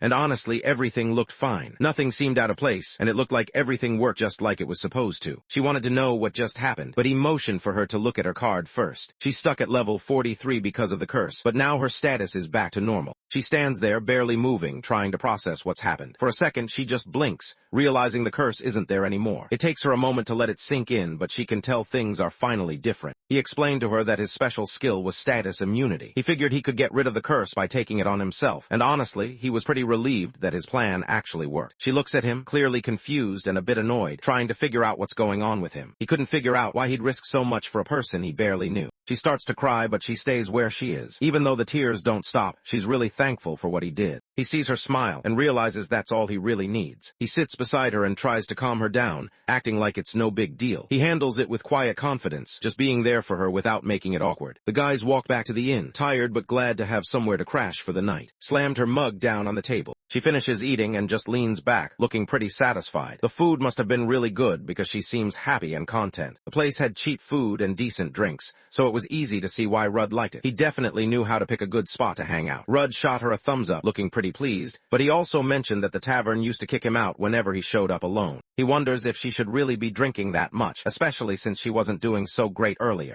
As soon as she got back, she felt completely better, but there was something else on her mind, something even bigger than getting healed. Moments like this call for grabbing a couple of drinks, so they lift their glasses in celebration. Rudd looks at her, wondering what she's going to do next. Before giving her answer, she makes it clear that she needs some information first. He wanted to know more about the guy, especially how he even got started as an adventurer in the first place. He starts to talk about his past, sharing how monsters attacked his village years ago. Back then, everything changed for him, and because of that attack, he lost his family. He was surrounded by his family and friends, but everything changed when an S-rank adventurer suddenly showed up. Out of nowhere, this top-level guy took on the Hydra-like monster and handled it like it was no big deal. He stepped in front of Rudd, not even breaking a sweat. It was obvious he had done this sort of thing before, like it was no big deal. He saved the guy's life. In that moment, the image of the man stuck with him. Someone real, someone solid. He couldn't stop thinking about that adventurer. The memory stuck with him, popping up in his head whenever he zoned out. He remembered that Rudd was the one who'd said those words to him before. Thinking back on it now, Rudd made up his mind about something. He always dreamed about making it to S-rank as an adventurer. That was what he was aiming for, even if it seemed pretty far off right now. She thinks what he's doing is actually pretty cool. He wants to make sure she's not going to laugh at him, kind of testing the waters before opening up. She lets him know she used to have the same dream, which catches him off guard. Now, instead of feeling embarrassed, he realizes they're actually on the same page. It's like both of them have been holding on to the same hope, and now it doesn't seem so weird to share it. After that, she set her mind on getting even stronger than she had been before the curse. Her teammate is still stuck somewhere deep in the darkest part of the labyrinth. No matter what happens, she's made up her mind to go back in and face whatever's waiting for her. That monster showed up again, and it had her thinking about it non-stop. The two of them stood there, trying to figure things out as things slowly started to make sense. The guys realized that if they wanted to actually get anywhere, teaming up would probably be their best shot. Working together just made sense if they were serious about reaching their goals. He just shrugs, looking kind of lost, like he really has no clue. Before he can say anything, a guy suddenly grabs her wrist. He started asking some questions, acting all curious about who this guy was hanging out with, pointing out that he was drinking with a really attractive girl. These were the same guys who threw him out earlier. He spots them too, instantly realizing who they are. The guys notice her and start trying to impress her. They act like they're cooler than they really are, hoping she'll pay attention to them. He brushed it off and headed over to join the others, leaving the guy behind. Rudd reaches out and grabs the guy's shoulder. She wanted everyone to back off and just let her be. He grabs Rudd by the shirt, looking at him with a face that says he's not messing around. It's clear he wants to know if Rudd's actually itching for a fight. He locks eyes with them, narrowing his gaze. They don't back down and stare right back at him, both sides holding their ground. Gets everyone's attention and lets them know what she wants them to do next. He tried to brush it off, mentioning they were just hanging out at a tavern, acting like it was no big deal if anyone wanted to check up on them. When it came to fighting here, there was an easier way to handle things. Everyone headed over and grabbed a seat. She thinks they'd be better off just having a tankard fight instead. Rudd felt relieved that things didn't blow up into a typical bar brawl. Instead, she grabbed her drink and started chugging, and the whole place hyped her up. Some folks tried to keep up, matching her drink for drink, and even went all in with one in each hand. After a bit, Rudd just watched the scene, smiling, while the crowd got more and more into it. Things were getting intense. Was down, totally out of it, while Lively stayed on his feet, ready for whatever came next. The other guys in the same boat too. It's doing fine. She gets announced as the winner. She throws Rudd a small victory pose, a quick sign she's proud of herself. He's happy she came out on top, and honestly, the whole thing was a good time. He thinks she's really something, especially since she had a few drinks before everything went down. She just laughs it off, acting like none of it's a big deal. He'd saved her life, and there was no way she was going to just stand by and watch him get embarrassed in front of her. She's just a bit buzzed, not really drunk or anything. She loses her balance and lands right on his chest. He notices and reminds her to watch out. He just shrugs it off, figuring there's not much he can do about it anyway. He uses sacrifice. She relaxes right away, the dizziness fading as if someone flipped a switch. Now he's the one looking a little off, like he just took on all her tipsiness. He realized he couldn't actually get drunk, no matter how much he drank. She got hyped, pointing out that first there was the curse and now this new thing. His skill was seriously impressive, and teaming up with him seemed like the smart move. But before anything happened, she decided to grab another drink. He called her out for drinking too much, and she just shrugged it off, joking that it was too bad she wouldn't be able to taste the local food. It was just another day, but then the chef dropped some news. Monsters had taken over the trout fishery. They reached out to the guild for some backup, but everyone with serious skills was out on other missions. The guild pretty much told them that if they were interested, they could try to handle the job themselves. They make their way to the trout farm in Verona, riding along in a small boat. As they move through the water, she looks around, surprised to realize that the trout people eat back in the city actually come from this spot. It's not something she ever really thought about before. They just wanted to finish the job and grab some of that well-known dish everyone kept talking about. He thought the idea sounded pretty good, but then something caught his eye. Out of nowhere, something shot up from the water and zipped right past him. He spots what they've been looking for and points it out to the others. The guys spotted the monster the tavern master had mentioned earlier. Everyone paused for a second, realizing this was exactly what they'd been warned about. Points something out to him, her excitement obvious. She can barely hold back her smile, and it's clear she's really happy about whatever she's showing him. He looked around and realized there were way more of them than he expected, like he'd just walked straight into their base. It honestly didn't feel real, almost like someone was messing with him. They walked closer to the boat. Rudd remembered how he used to do this all the time. He checks out their stats using his inspection ability. They're known as, these guys are fast swimmers, can launch water bombs, and have a sharp aim when they attack from a distance. One of the guys walks over and sprays him with water. He sees the attack coming and brings up his sword just in time, stopping it before it can hit him. Now even more of them start jumping in. He keeps blocking, but no matter what he does, even more keep showing up. It's like the harder he tries, the worse it gets. His legs aren't steady, so dodging gets tougher with every move. He's had enough. Frustrated, he just dives straight into the water, not caring about anything else. Didn't see that coming. She freezes for a second, eyes wide, trying to process what just happened. It's obvious she wasn't expecting this, and it throws her off. They start crowding around him. He stands there with a small grin, watching as they get ready to go after it. They charge forward, ready to fight. Lightning started to flicker in the distance, catching everyone's attention. Lightning cracked at his fingertips. He had just let loose chain lightning. A bright light fills vision. Toasted fish started popping up on the water's surface. Not long after, came up for air too. She checked on him, making sure he was all right, and he nodded, letting her know he was fine. There are still a couple left down there. The guys farther below seemed to be staying back, playing it safe. He started to think maybe they were guarding something important. He let her know he planned to check out what was down at the bottom for a while. He also has something he wants her to help with. She's curious about what's going on. Then everyone notices there's a rope tied around him,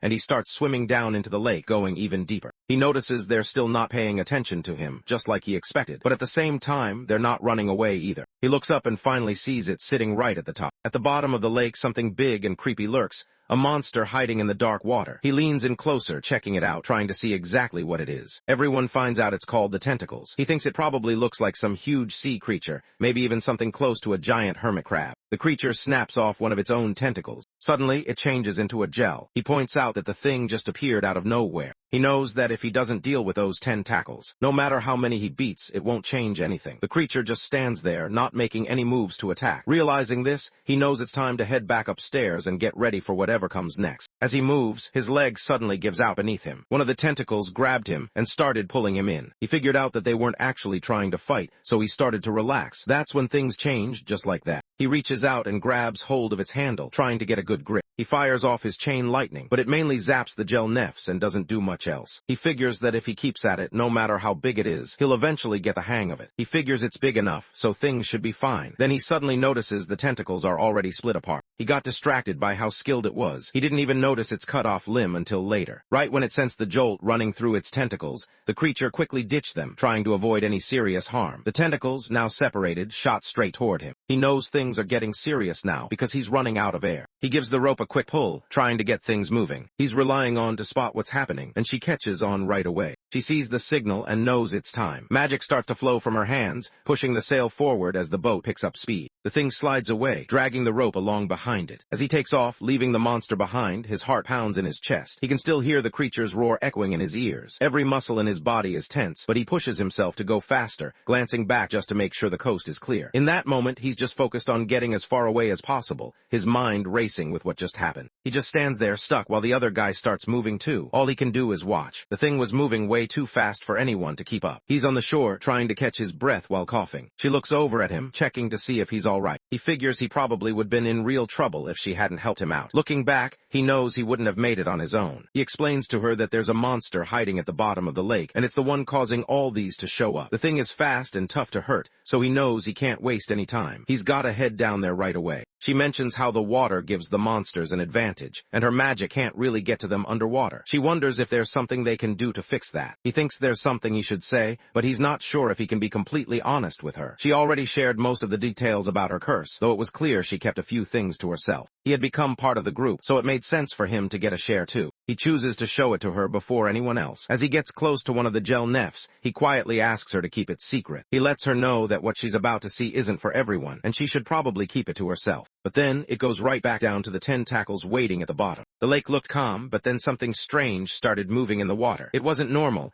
and anyone watching would probably do a double take, wondering what was going on. He looked straight down at it, using the gel nefs as he focused. He used his rapid swim ability. A light blue glow covers his body, letting him swim through the water way faster than usual. They start moving in on him, ready to attack, but with the special coating on his sword, he can handle it exactly how he wants. Because of that, he has no trouble pushing his opponents back. The tentacles notice an opening and get ready to strike. The monster suddenly lashes out, its tentacles snapping straight at him. He slips past them without any trouble, swimming fast enough that they can't catch him. He edges closer to the real monster now, his heart pounding as he tries to keep himself together. He drove his blade right into the creature's shell, and blood started pouring out all over the place. He realizes he can't pull away. He braces himself and unleashes his chain lightning, throwing all his energy at the tentacles. Now that the tentacles and the are gone, he looks around and figures the fishery should finally be safe. Things were finally calm again, but now was the one causing trouble. He couldn't help but think about what was going through her head as she watched him eat the monster meat. He isn't sure what she'll do or say when they get back to the surface. He realizes he can't keep avoiding things, so he finally makes his way up to the surface. But when he finally steps up, he glances ahead, but she's not around. He couldn't help but crack a small smile. He couldn't really explain why he thought she'd hang around for him. Once again, he let himself believe it could happen, only to end up disappointed. She wonders why he showed up late, clearly curious about what kept him. He walked over looking totally fine, so everyone could tell he wasn't injured. They glanced at him, trying to figure out if he'd actually finished off the boss. He nodded, letting them know it was done. She looked relieved, like a weight had just been lifted off her shoulders. She started to get restless just sitting there, so she went around picking up some sticks for a fire, hoping it would help pass the time. He tries to change the subject and starts talking about his clothes, wondering if they need to be dried. She barely reacts, just watching what he did without letting it get to her. Honestly, she couldn't pretend this didn't catch her off guard. He trusted her enough to let her in on things he usually kept to himself. That meant a lot more to her than anything he actually did. He glanced over and nodded at her, letting her know he noticed and appreciated what she did. Then he turned to speak again. He hopes she's okay with this. He really wanted to get the boss's skill for himself. He grabbed a few pieces of it and took them back with him. He mentions he caught a fish, calling it a Verona trout. He grabbed the trout as it leapt, catching it midair. Watching someone chow down on a huge fish right beside her was definitely unexpected for her. Before he even gets the chance to offer it to her, she's already drooling, acting like she isn't interested at all. He just laughs and suggests they grab some food first. He decided he'd explain to her how he ended up eating monsters. He gets the campfire going and starts making some food over the flames. She tries the meat and can't help but smile. This stuff's actually really good. She's actually glad he opened up about how he ended up hunting monsters. He's honestly happy about it. For as long as he can remember, he was stuck as an E-rank adventurer, never really getting anywhere. But now, things are finally starting to change. He's closer to what he always wanted, and for the first time it feels like he can actually move up. She agrees with him, thinking he's got it figured out. He used his power to get her out of trouble, saving her from both the hunters and the curse. Now, she's looking at him differently, realizing things aren't the same as before. Honestly, now that everything's done cooking, the monster stuff actually looks kind of cool. He thinks it actually tastes pretty good, and now he realizes he doesn't have to bother with those gel nefs anymore. He wanted to cook one the right way, just to see how it would turn out. He wondered if she'd be up for trying some too. Even though that stuff never messed with him, he figured it might hit her differently. She doesn't want to do it, but deep down, she still wants to ask. He decided to ask him again if he wanted to actually team up with her for real this time. He pauses for a second. She figured she probably had friends who were way tougher than he was. It's been 5 years since the curse hit her, even though she and the others made it out of the labyrinth. When he thought about how long humans usually live, he realized a lot of those guys were probably already retired. Plus, most of the adventurers out there taking on big fights weren't exactly the most stable people. She knew she couldn't just count on their muscle to solve everything. She didn't like being by herself. She wanted someone around she could count on, and she wanted to believe she could be that person for someone else, too. She figured that if it was him by her side, she could relax a little, no matter what happened next. He smiles, looking pretty relaxed, like he's in a good mood. He decided to go ahead and accept her invitation. They make their way over to the Adventurers Guild. As they get closer, his voice carries out from inside, loud enough that everyone nearby can hear. He let the group know it was time for their first job together. Even though he was still stuck at E-rank, he was ready to get started. Most of them probably won't end up with any cool jobs. She figures it's likely, so to kick things off, they decide to try something easy. They walked up to the front desk. The receptionist listened as she explained she was starting a new house. She wanted to go to the party with him and asked if she could sign both of them up. She nods and gives over her adventurer plate, but as soon as she does, she starts to panic inside. She introduced herself as of the Misty Green, an S-rank adventurer. Even though her level isn't as high as it used to be,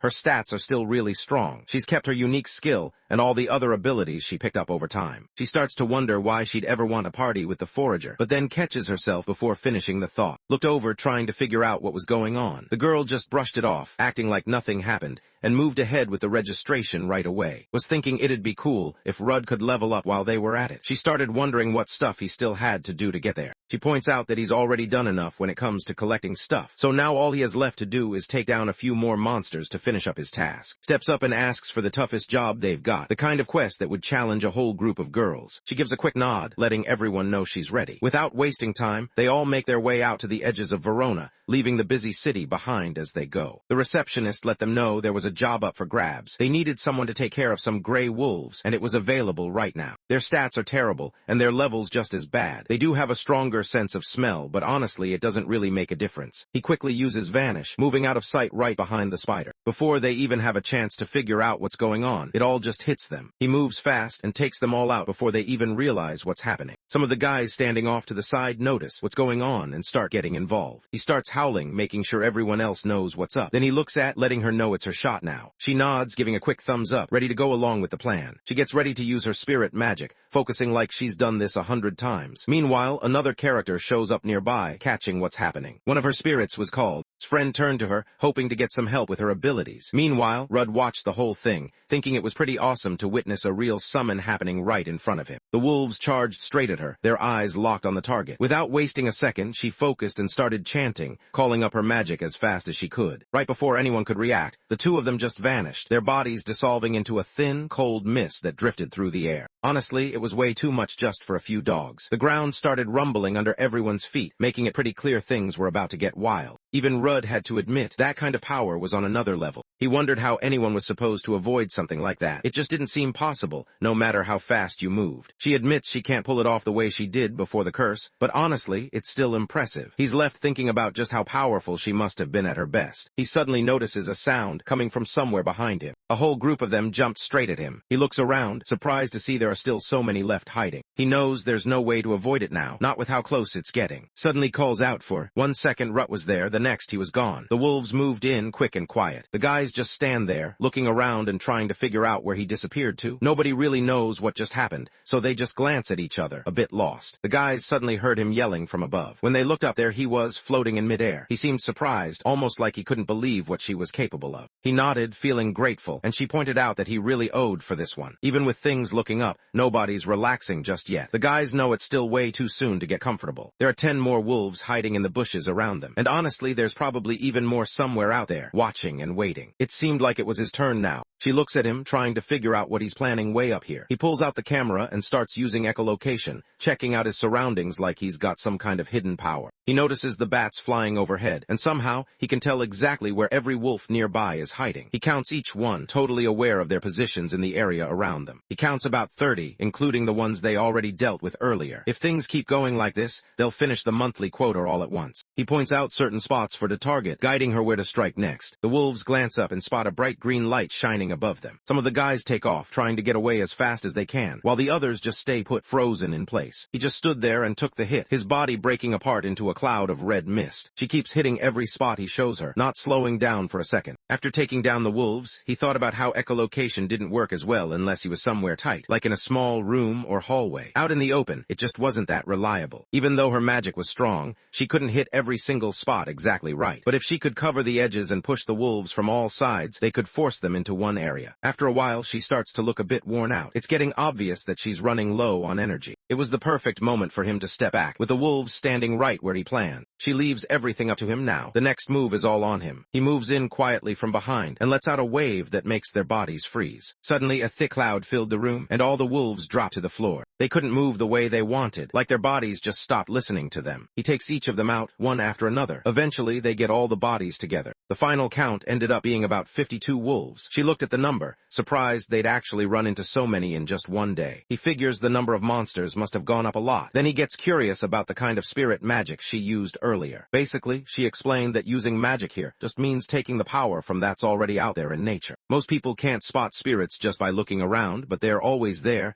hanging out in every corner. If someone wants to get their help, they have to give up a bit of their own energy first. That's just how it works. For not much money up front, you get to use some strong magic. It always comes through when you need it, just like he noticed earlier. He thinks the magic that made them float is totally new to him. He's never come across anything like it before. Reaches up and tugs at his hair, frustration clearly showing on his face. He lets her know that what she's doing actually hurts, just shrugs it off and mentions that likes to mess around sometimes. The louder everyone reacts, the more she seems to light up. But as the sky starts getting darker, even though she really wanted to head back to town, going back just wasn't an option for them right now. He started floating again, getting ready to take off. She told him they'd only go about halfway this time, so he didn't have to push himself too hard. Ever since he was a little kid, this was something he'd always wanted. Now that it was finally happening, he was totally on board. He wanted to know what other kinds of spirit magic she was able to use. She tells him she's pretty decent at handling water, ice, light, and earth. Darkness and fire just aren't her thing. When someone tries to use spirits that don't really match with them, it drains a ton of energy. No matter where those spirits are, it's always way harder to handle them. Most people don't get any help from them, but for him, already trusts him. He wonders if actually likes him, since all she ever does is mess with him. He looks around and suddenly spots something out of place. He notices smoke rising far away. As they walked on, it started to hit them that they were heading straight toward the village. A demon stepped through the fire, barely bothered by the flames. In the village, people started yelling and running around. The demon from before moves closer to two people. As soon as they notice, both of them panic, looking around like they want to run but can't decide where to go. Everyone knew this place was supposed to have just wolves around. He couldn't believe what he was seeing,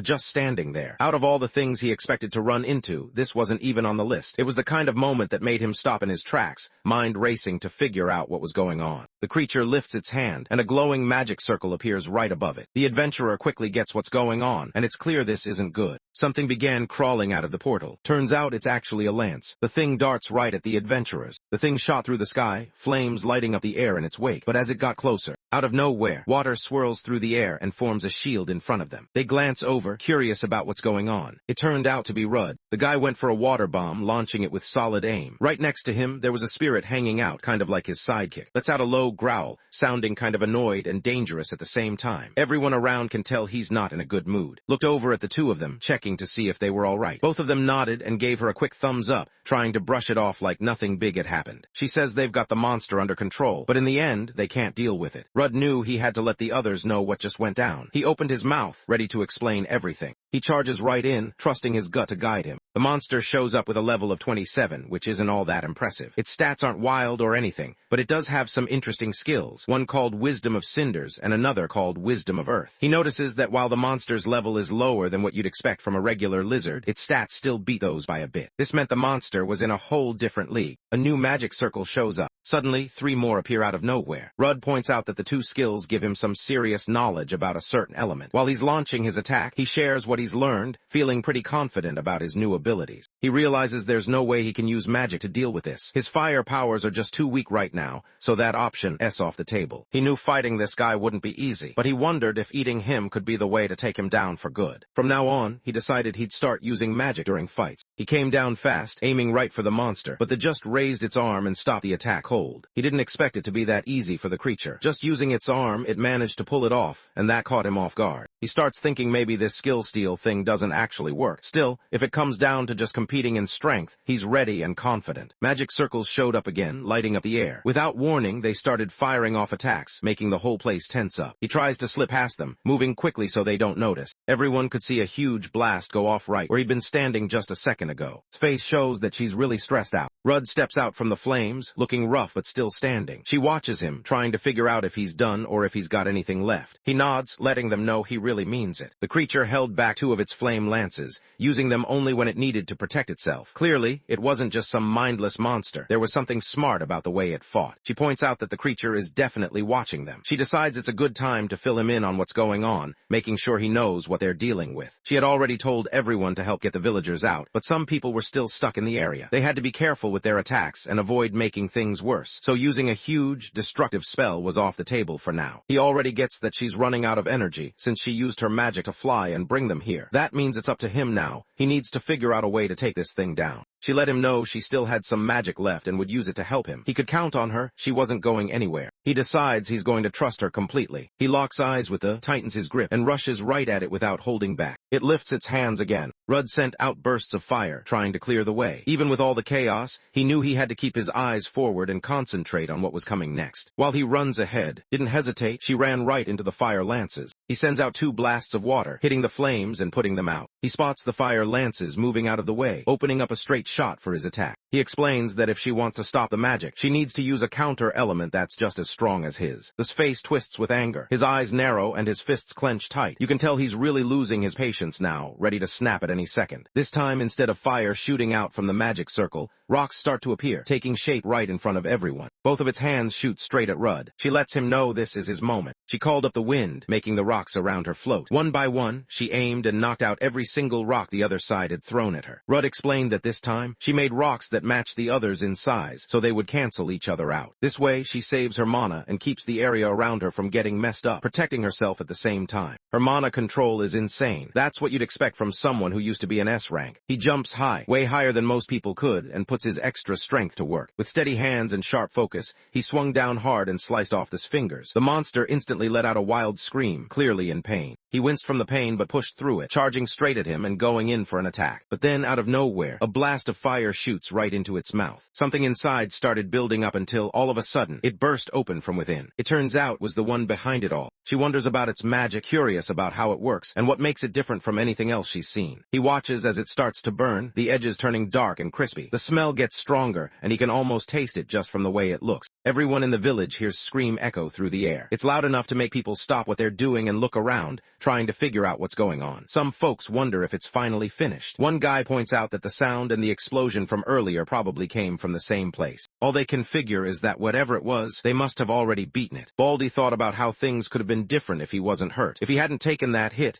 maybe one of the guys could have stepped up and helped out. He couldn't help but replay that in his head, wishing he could have done more. Suddenly steps out in front of them. He didn't expect to see her there. She showed up and nodded at the group, clearly grateful they'd gotten everyone out of the village safely. He's just relieved she got out okay. She also mentions they handled the situation. Even though they took it down for now, they couldn't shake the thought that it might just come back. They realized the job wasn't done, so now they had to go after it themselves. She mentions she needs a favor. The other adventurers, still catching their breath from the fight, nod and let her know she can go ahead. They're ready to help however she needs. Right then, everyone hears her stomach rumble. She finally owns up to it. She's just looking for extra food. Out in the forest, not too far from the village, Rudd is getting his campfire ready. He's setting things up so he can make some food and maybe chill for a bit. The trees are all around him, and it's pretty quiet except for the sounds of the woods. Showed up and he seemed glad to see her again. He welcomed her back like it had been a while since they last met. She checked in, wanting to know if the villagers were all right. From what she could tell, everyone got out just in time. It looked like the adventurers really came through and made sure people were safe. She let everyone know they were heading out to find. That way, if the body was missing later on, nobody would think anything weird was going on. He feels bad for putting her in this situation and really appreciates her going through with it. He glanced at the clock and figured it was probably time to eat. Turns out he's been making some as well. He grabs a few spices from the counter and sprinkles them into the pot, hoping it'll taste better. He grabs some seasoning, sprinkles it on, and digs in for a bite. He thinks it tastes kind of strong, almost like wild meat, but honestly it's still good enough to enjoy. He also picks up the same skills. She wonders if it's actually that good, pointing out how everyone keeps talking about it nonstop. Watching someone chow down on a monster that looks kind of human definitely makes most people uncomfortable. He admits to himself that she isn't really off the mark, and what's weird is how he's slowly starting to get used to it. She heard some rustling coming from the bushes, and it made her jump a little. There are 3 chubby little pigs on the scene, known as the stun pigs. Their stats aren't impressive at all, but they do have one move up their sleeve called charge. Rudd can't help but notice how they keep coming across way more monsters than usual. It's almost like trouble's following them around, and he's starting to get a little suspicious about it. He figures he might as well take advantage of this chance and finally get to do what he's been wanting. He could actually pull off some magic during a fight. He reaches out his hand, and even the pigs back away from him, looking uneasy. He looks around, trying to figure out what's happening. One of the pigs suddenly rushes forward, head down, trying to knock someone over. He charged right at him, not slowing down or thinking twice. He stands there confused and frustrated, watching as the pig tears through their camp. No matter how hard he tries, his magic just won't work, and everything's falling apart right in front of him. Fire exploded, splattering his stew everywhere. The ground was suddenly a mess, chunks of food scattered all over, and the smell of burnt stew hung in the air. Thought he was able to use magic now. She's running low on mana now, so there's not much she can do to help out in this fight. He points that out, knowing she probably won't make much of a difference this time. It really annoys him, and she's confused, not sure what he means. He's frustrated, thinking about all the time he put in. He carefully drained the blood and scooped off the foam, taking his time with every step. He wanted to enjoy the meal as much as possible, not rushing anything. He's had enough. After everything they put him through, he's ready to get back at them. He's not backing down this time, and he's planning to take out every single one of them. She tries to get him to relax, explaining that the skill they use isn't dangerous or anything. When they charge, they pick up speed fast, so when they hit something, it hits really hard. To stay on the safe side, they had to keep their distance during the fight, making sure the other guy couldn't use that move on them. There was just one thing left to do. There was only one thing left on his mind. He just needed to get away for a while. They keep at it until later that night when one of the guys starts acting a little off. Some little piglets are nosing around, checking out everything nearby. They look curious, bumping into each other as they poke around the ground, trying to find something interesting. They can still smell them around, but finding them is a whole different story, since the others climbed up into a tree and stayed hidden. She points out that they have to find out the reason his magic didn't work. For the first time ever, he found himself stuck, unable to use a skill he picked up from. It caught him off guard, since he'd always been able to rely on it before. Now, he had to figure out what to do next without that edge. She suggests he should try using insight on the skill. He hadn't thought of that before, but it sounds smart, so he decides to give it a shot. When he gets the skill, it just clicks. Anyone with it somehow knows exactly how to use the magic, like it's second nature. It seems to him like the instructions are written for someone who already knows what they're doing. He still couldn't figure it out, which probably meant magic just wasn't clicking for him. Even though he tried using his brain to get the hang of it, nothing really happened. She never really got how fire magic worked, no matter how weak it was. The whole idea just didn't make sense to her. She notices something, almost like a spark of understanding hits her. Maybe she's about to try using magic. Monsters have their own way of doing things. To stop them, he has to learn how to control the same dark energy they use. He thinks that might be the answer. Maybe instead of regular mana, it's just corruption working here. She admits she doesn't really get how the essence works, but figures that if he actually got all of a monster's power, it might be worth trying. He takes a deep breath and shuts his eyes, trying to block out everything around him. Concentrating hard, he tries to give it his all. He remembered how it felt when he ate that first monster. He could tell something dark was crawling through him, but instead of freaking him out, it made him feel sharper and more awake than he'd ever been. He wondered if he could pull that power out from somewhere deep inside himself. That could be the answer he was looking for. His heart pounds in his chest as a strange purple glow starts to shine from his body. It seemed to have worked. When he slowly opened his eyes, he saw 3 magic circles right in front of him. He admits that he really went through with it. He just had to notice how the corruption moved and guide it where he wanted. He moved with it like it was just part of him. The little pigs spot the wolf heading their way, but there's no time to get out of the way, so those little pigs end up getting roasted. He gets to work in the kitchen, tossing the little pigs into a pan and starting to cook. He's even quietly humming to himself. He feels bad for keeping her waiting and hopes she isn't too annoyed this time. She explained that there was nothing else she could have done. He draws on the essence of corruption every time he uses magic. From the way he kept using his powers non-stop during the fight, it was pretty clear he could keep going without getting tired. He knew this for sure. The second he noticed that energy moving through him, he just got how to pull off those skills, like it all clicked at once. He started thinking that if he could use this energy instead of mana, maybe he could boost his body or even power up his weapons the same way he did with mana. A lot of adventurers spend time working on their mana control, mainly because it helps in fights. If someone covers their body with mana, they move faster and hit harder. If they put mana on their weapon, their attacks get a serious boost, and sometimes they can even slash from a distance. She notices this and thinks about how he's never pulled off these moves before. It probably comes down to him having hardly any mana to work with. He thinks that makes sense, but now he's got way more essence than mana, and it's starting to show. Turns out, whenever he eats a monster, his energy comes back. After taking down those pigs, he feels his power charging up again. She explains that now he's able to take in the essence and keep it inside himself. Honestly, everything was fine, but he couldn't help wondering why it had to be pork cutlets. The food looked way too good, making it tough for him to focus on anything else. He offers her a bite, but she pulls back a little unsure. Everybody knows there's a lot of rules about stuff like this, and she's not sure if she should go for it or not. Right as she moves to get it done, a huge explosion suddenly goes off. They look around, confused, trying to figure out what just happened. They turn around and spot a giant standing there. A giant pig was standing there, eyeing the group. It looked like the boss fight was about to start. Everyone could tell this was the moment they'd been waiting for. It rushes straight at her, not slowing down even a little. It's way too quick for her to do anything. He figures out that it used charge. He quickly reached out and held onto her, pulling both of them away just in time before the attack had hit. She figured she owed him for what he did, and honestly, she seemed like someone you could count on. It looked like the thing was far off, but suddenly it was right there in front of her, almost like it had teleported. He wondered how something like that could be out here,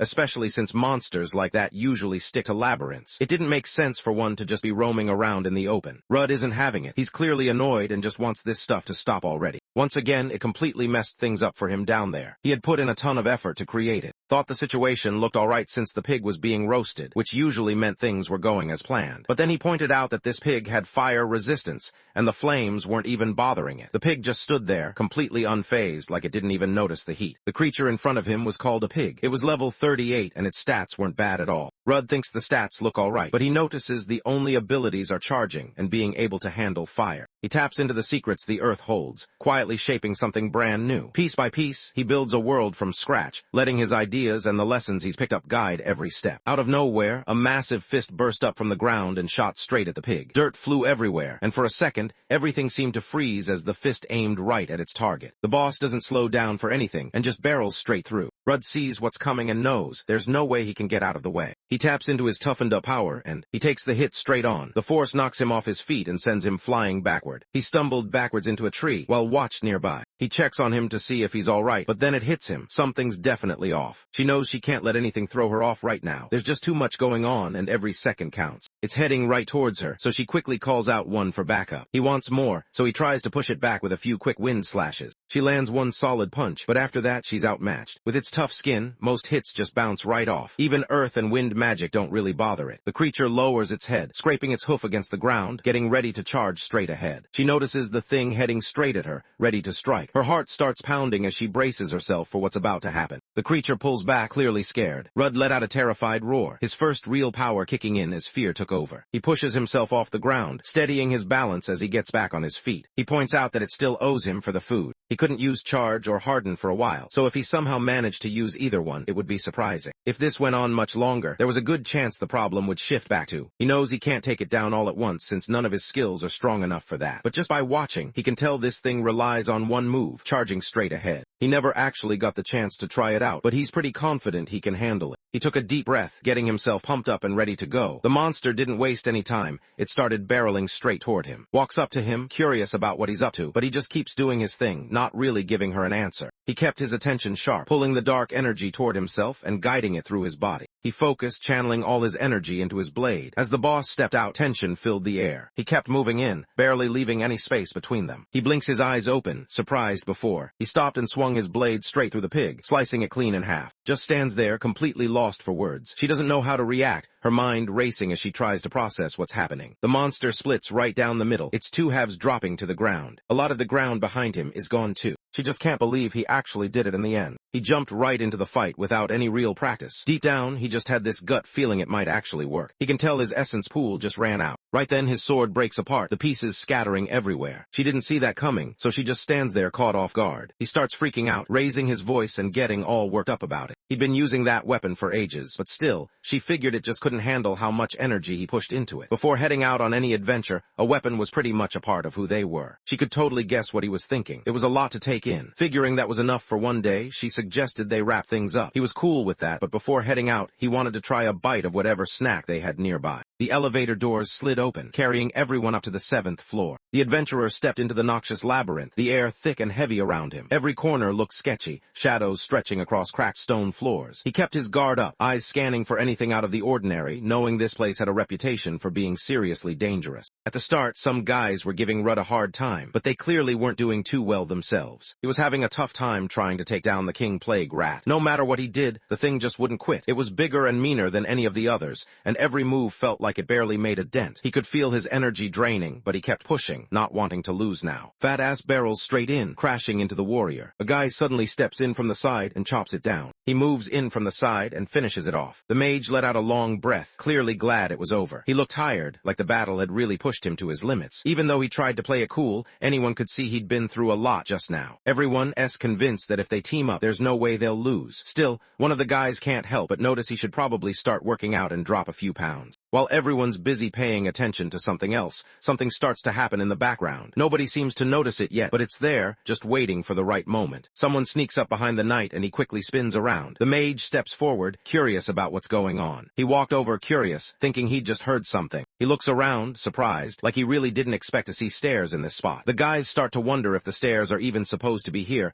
or if something weird is going on. They reach the bottom of the entrance and spot a few more people hanging around in the area. Everyone just freezes when they spot a hidden chest. The knight looks around, pretty sure there aren't any traps in sight. He and his friends start to wonder what's waiting for them up ahead. They pull out the sword and right away, the knight can sense something strange coming from the blade, like there's some kind of power wrapped around it. Everyone hoped the weapon would sell for a decent price. The big guy joked around, saying he just hoped it wasn't cursed or anything weird like that. His real name finally came up, but honestly, no one really cared enough to remember it. Then the mage jumped in with his own thoughts. They realized it had been a while since they last saw Rudd. Lately, things hadn't been easy. Money was tight, and finding a quick way to earn some cash seemed impossible. Maybe this was just their lucky break after grinding for so long. They'd put in the work, spent ages on the hunt, so finally landing something big felt overdue, like the universe was finally cutting them some slack. Fat Ass brought up something he'd heard. While they were still talking, he mentioned that the guy had teamed up with a good-looking elf. The knight admits he's pretty lost and has no idea what he's doing, and the mage totally gets it. They both know that if they ever run into another mage, things could get awkward fast. They planned to teach him a lesson, just to remind him of his place. He couldn't help glancing down at his own chest, but his thoughts kept circling back to his biggest concern, his butt. Even while checking himself out, that worry just wouldn't let go. He started to wonder if the weapon was actually cursed. It was a real possibility, and the word made sense. Yeah, that's what it is. Time to head back to Verona. Rudd decides it's time for a new main weapon, so he heads out to check out the weapon shop. He walks into the Iron Hammer, a shop owned by an older guy named. He looks at the sword in his hand, kind of stuck on the idea that at the end of the day, it's just a sword. He never thought the sword he crafted would snap so easily, while she stood there, completely unfazed. He could tell right away, just by how aggressive the guy was acting, that something serious had happened to his kid. The way the guy stared him down and demanded answers made it clear. He wanted to know exactly what had been done to his child. Looked at Rudd, wondering if he was really going to say something. Rudd nodded, deciding he'd just be straight up and tell the truth. He's known for years, and if there's one thing he's sure about, it's that keeps his secrets to himself. Listens and starts piecing everything together. It finally makes sense to him why he got so much stronger since the last time they talked. Notices that he barely reacts, like he expected this all along. He doesn't really care about what other people eat or if it's healthy for them. He could go for it if he wanted, but what he really needed was a sword tough enough to handle whatever came at him. At that moment, he wasn't sure what to do next. He realized he'd have to spend some time figuring out the whole essence thing. It wasn't something he could solve right away. Rudd wondered if there were any rare materials he should look for. Brought up the idea that using some high-quality mana stones might make things easier. Rudd didn't hesitate. He just nodded and let everyone know he actually had plenty of them on hand. He drops the items onto the table, spots them right away. One belongs to the General Lizard, another comes from, and the last one is clearly the Minotaur.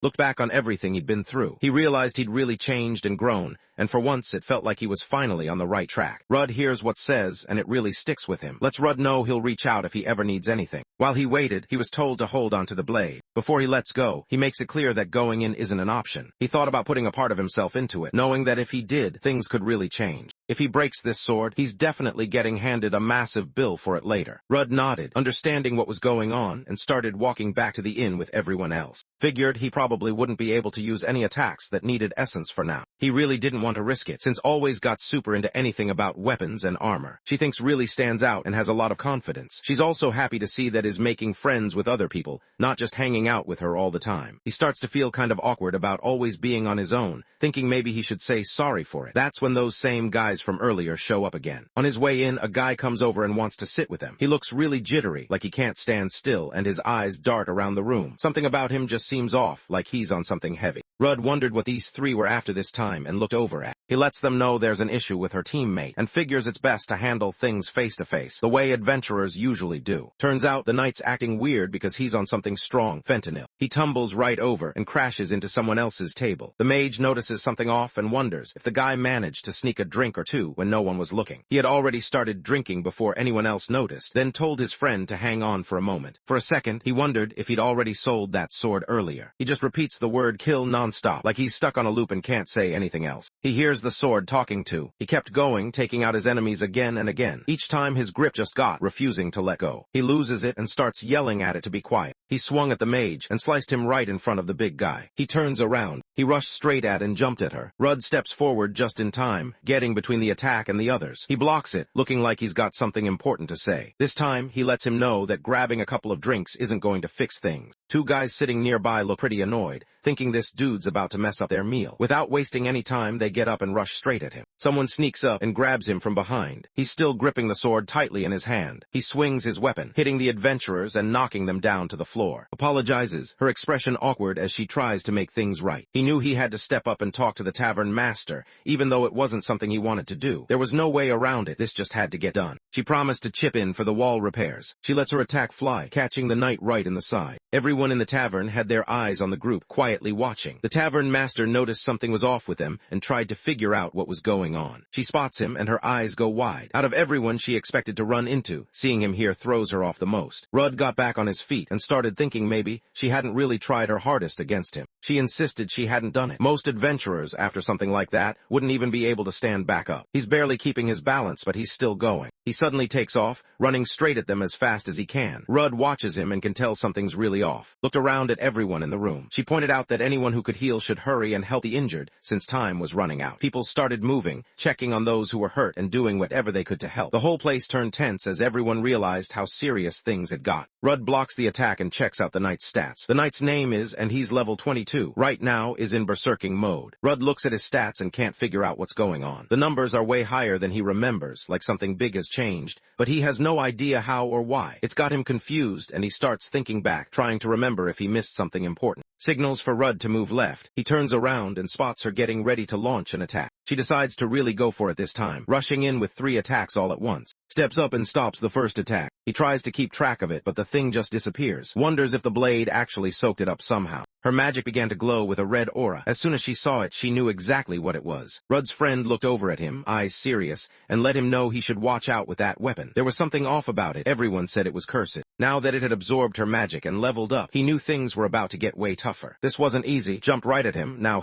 just as something weird started to happen to Rudd's arm, with tentacles curling around it, he quickly raised his other arm to block whatever was coming at him. It's really heavy, and it starts dragging him down. He knows he's not strong enough to win by force, so he lets the thing scrape along his side, ignoring the sting as best he can. He's already late and barely gets a second to catch his breath. Just keeps pushing, not letting up for a moment, forcing him to defend himself the whole time. Rudd hangs back for a while, staying patient and watching for a good moment. When he finally spots a chance, he goes for it and slices at his own leg. But Rudd's eyes go wide as the tentacles moved over his leg, slowly sealing up the wound. Knows that if she only puts in a little effort to help Rudd, it'll just make the sword stronger. She realizes that doing things halfway won't solve anything, and could even make things worse for everyone. She has to time it just right to help Rudd, waiting for the exact second when his guard drops so she can land that one perfect hit. Fatty landed hard on the ground. He started freaking out, desperate for the others to spare him. He knows they treated Rudd badly. For a guy like him, life felt pretty dull most days. He didn't have much going on, and sometimes, seeing that others had it rough made him feel a little better about his own situation. But with his friends, everything was different. They saw him just like anyone else. With them, he could just be himself, and he always tried to be a solid friend in return. He knows it's pretty desperate, but he drops to his knees and starts begging for his life. Tears run down his face as he pleads, not caring about looking tough anymore. Rudd nods, looking like he's thinking it over. He doesn't promise anything, but he's definitely considering how he might help out. He decided he would try using sacrifice on the guy, motioning for it to stay back and let him handle it. She gives a quick nod, showing she's good with the plan. Last week, Rudd managed to use it in just about 10 seconds. He glanced at the clock, realizing there wasn't even 10 seconds left for him to do anything. He's got some time before things really get going, so he starts thinking about how he's going to handle this guy while the curse is being undone. Out of nowhere, something slams into his side. Calls out to him, her voice sharp and desperate. Rudd blocks the attack, feeling the strength behind it. He can tell this one's got some power. Getting charged by a horse would freak most people out, but he actually thinks it's a good thing right now. He tightens his legs around his arm and the blade, holding on with everything he's got. He thinks that as long as he keeps the blade steady, everything should go according to plan. He gets ready to use his magic, focusing hard as he starts up the spell. As he pulled forward, he tapped into what he'd learned from the ground beneath his feet. Deep down, he knew things wouldn't turn out the way he hoped. If he keeps the sword away, he can soak up any magic around him. He grabs with all his rocky hands, holding on tight like he's not planning to let go anytime soon. He thinks that if his rage is really because of a curse, then he'll just become that curse himself. He wondered if he could help him get back to normal, the same way he did for. He gets ready to use sacrifice. He rests his hand on his chest. The skill shoots out. Darkness starts to close in around Rudd. Looks desperate, reaching out to him, hoping for some help. Fatty's eyes started to water, and before he knew it, tears were streaming down his face. Keeps going, just hoping for something, anything to change. He doesn't really have a plan. He's just desperate, trying whatever he can think of. Rudd could tell this time was different. These strange, creepy figures started closing in around him, making his heart race. He tried to keep his cool, but it was hard when the air felt heavy and the situation was getting tense. After a while, it all becomes overwhelming, and he ends up getting knocked back, landing flat on his back. Hurries over her steps quick and determined. He tries to act like everything's fine, but deep down, he's really not okay at all. He never really got the chance to use the sacrifice move to its full potential. His hand, made of solid earth, began to crack. He looked over at the other guy, trying to keep it together, but it was clear things were about to get rough. It wasn't desire or wanting that kept the skill from working. It was the sword's own will. He thinks about going after the sword itself. He fired up his attack and took off, heading straight for. He shakes off the dirt, holding him down. Rudd watches him, noticing the ground's grip isn't as strong as before. He realized something had gone wrong. Things weren't looking good, but he knew it could be a lot worse. He can only move his right arm, but the attack is coming from a spot he just can't reach with it. His body twisted awkwardly right then, muscles tensing up in a way that looked painful. Rudd notices something weird going on, and it really throws him off. He wonders what was up with that weird move. Actually pulls off blocking the block. But that's not all. He actually takes in the attack like it just disappears into him. The eyeball slowly opened, almost like it had just woken up. Froze for a split second, then panic took over. His scream tore through the silence, echoing off the walls and making everything feel a lot more real. Now the aura comes off way stronger than before. lets them know that this form means just one thing. It had to be an incarnation, realizes what's going on and knows right away that things aren't looking good. He can tell this situation is serious. He looks at the creepy thing floating in front of him and checks it out with his powers. The name pops up, Grim the Two-Headed Abomination. Nobody could tell what level this thing was, and its race just said cursed. Rudd looked at it and made it clear this was body anymore. Grim aimed straight for his head, moving fast and not holding back. Rudd reacts just in time and almost manages to get out of the way. All of a sudden, Groom twists his body and snaps right back into position. With one solid kick, Rudd went flying through the air. Rudd watches closely, noticing how smooth and quick everything looks now. Every move is sharp and on point, nothing extra or sloppy. He starts to look more confident, almost like he's been through this kind of thing before. Groom moves in behind him, getting ready for whatever comes next. Rudd turns around just in time to see the attack coming straight at him. He instantly knows there's no way he can get out of the way in time. Soared through the air, twisting her body with a bit of magic. She lined up her move and slammed her foot right into its side. Groom balances himself by propping up his body with his tail. Now that doesn't have to hold herself back anymore. She lets loose, gripped her staff, focusing hard. At close range, she unleashed her magic, sending a blast straight at her target. Grim got hit so hard he went flying straight into the wall nearby. She hesitated for a moment before stepping closer, checking if now was a good time to join them. Rudd nodded, looking a bit surprised since he hadn't realized she was there. Still, he made room for her, letting her join in without making a big deal out of it. She's really skilled when it comes to fighting up close. From her point of view, any mage who can't handle themselves in a brawl is pretty much useless to the team. But now, things were different. They couldn't let up on him anymore, and he had to get ready for whatever came next. Once the curse reached this point, there was really only one way to end it. Someone had to take out the vessel's heart. Rudd didn't want to hear that, but he knew he had to go through with it anyway. The mages explained to Fatty and his friend that the healing isn't finished yet. The mage looked over, pretty sure he caught what the elf had just said a moment ago. While Rudd and are in the middle of their fight, Rudd lets it be known that even if the two of them team up, it might not be enough. They just can't seem to hit it hard enough to end the fight. He starts thinking maybe the thing can see better than he thought, probably because it's got two heads. He thinks that if things are really like that, she should put some space between herself and the problem as soon as possible. She follows through, and he does the same. He puts his hand on the ground, getting ready as the spell starts to work this time. Weird sounds started coming from the floor. She nodded, letting everyone know she got what was going on. The dust drifted through the air, left behind by the magic. It isn't actual magic, so the curse doesn't suck it in. Rudd rushed ahead, trying to make his move, but Grim was faster. In just a second, Grim stopped him cold, taking him down before he could do anything. It turned out to just be the outline of a rock, nothing more. He moves quickly and now stands behind Grim, his blade cutting across Grim's back. Grim reacts fast, turning around to fight back. Sees an opening and quickly goes for another summon spell. This time, she brings out a summon name. She fires off an earth lance, but it just skims past, missing the heart by a hair. She stands there staring at where her shot landed, kind of stunned that she actually missed. He barely made it, just by the slimmest chance. Grim charges right at her, not holding back. Fatty rushed in without thinking, grabbing the guy's arm and hanging on tight. Rudd doesn't really get what's going on, while Fatty's just standing there, not sure what to do either. He thinks that if stopping all this chaos means someone has to take him out, then so be it. If something needs to be done, it's usually better for his friends to handle it. The mage runs forward, gripping the sword tightly. He drives his blade straight into his chest, the hit landing right where his heart is. The mage's face still shows regret as he and his group keep moving forward. Fatty hit the floor right next to. The incarnation started to disappear, slowly fading away right in front of everyone. His friend stood there, staring down at what was left of him. His body was in pieces, and none of them could really believe this was happening. The sight hit them hard, leaving them frozen on the spot, not sure what to do next. Rudd and seemed down because they couldn't save him, but deep down, they understood it was necessary. Fatty and the mage both break down, tears streaming down their faces. Neither of them can hold it in, and for a moment everything else fades away. Honestly, if they hadn't gone after him right from the beginning, maybe it'd be easier to feel sorry for them. Now, they just sit there, clutching his side, tears still running down their face. Rudd looks around quietly. He looked over and noticed the sword. He spots it lying there and grabs it. He thinks about hiding the blade somewhere secret, but deep down, he knows that wouldn't really solve anything. Even if no one else found it, there's always a chance it could hurt someone again. The risk never really goes away. He starts hearing the word kill echoing non-stop in his head, like it's trying to mess him up with some kind of curse. But thanks to his status immunity, nothing happens. He stays calm, not affected at all, just letting the weird voices bounce off him. He glared at the thing, refusing to let it mess with his head. There was no way he was going to fall for its tricks. His eyelids get heavy, and it looks like he's about to fall asleep right where he is. The door swings open, looks around, checking on everyone to make sure they're all right. Rudd lets everyone know that everything's finished up. Takes a quick look at what's going on, thinking it's probably best to head back to the guild. He figures they'll get the full story there and find out what just happened. In his office, he explains that they've checked out the stories, and it turns out the cursed sword really did make lose control. The mage had already explained things, so he figured the other adventurers would get what was going on. But what really mattered was what came next. He starts thinking about why the curse doesn't seem to bother Rudd at all. It's weird, and he can't help but notice how Rudd acts like nothing's wrong, even though everyone else is struggling. Because of his strange power, curses just don't bother him at all. As long as he's the one holding it, nobody else is going to get hurt. Nods, letting everyone know he understands what's going on. Still, there's this tension in the air. If the sword ever takes control, Rudd's the one everyone looks to. He interrupts, letting him know that he's free to do whatever it takes to block his way. Really doesn't want things to end up that way. Rek looked relieved that they managed to step in and get things under control before anything got worse. He seemed genuinely thankful that they handled the situation together. He feels bad hearing about Death. Still, he knows he has to keep going, even if it seems a little cold to move on so quickly. It was a pretty serious thing to think about, but the group had other stuff on their minds, wanted to know what was going on. He explains that the other adventurers joined him in the first place because they wanted to deal with that exact problem. More and more monsters kept showing up outside the dungeons, way faster than before. It was starting to get out of hand, and everyone could tell something was seriously wrong. When the new labyrinth showed up, the group sent their top scouts to check things out. They came back saying that all the trouble seemed to be coming from just one monster. People started calling it the Venom Drake stood in front of them,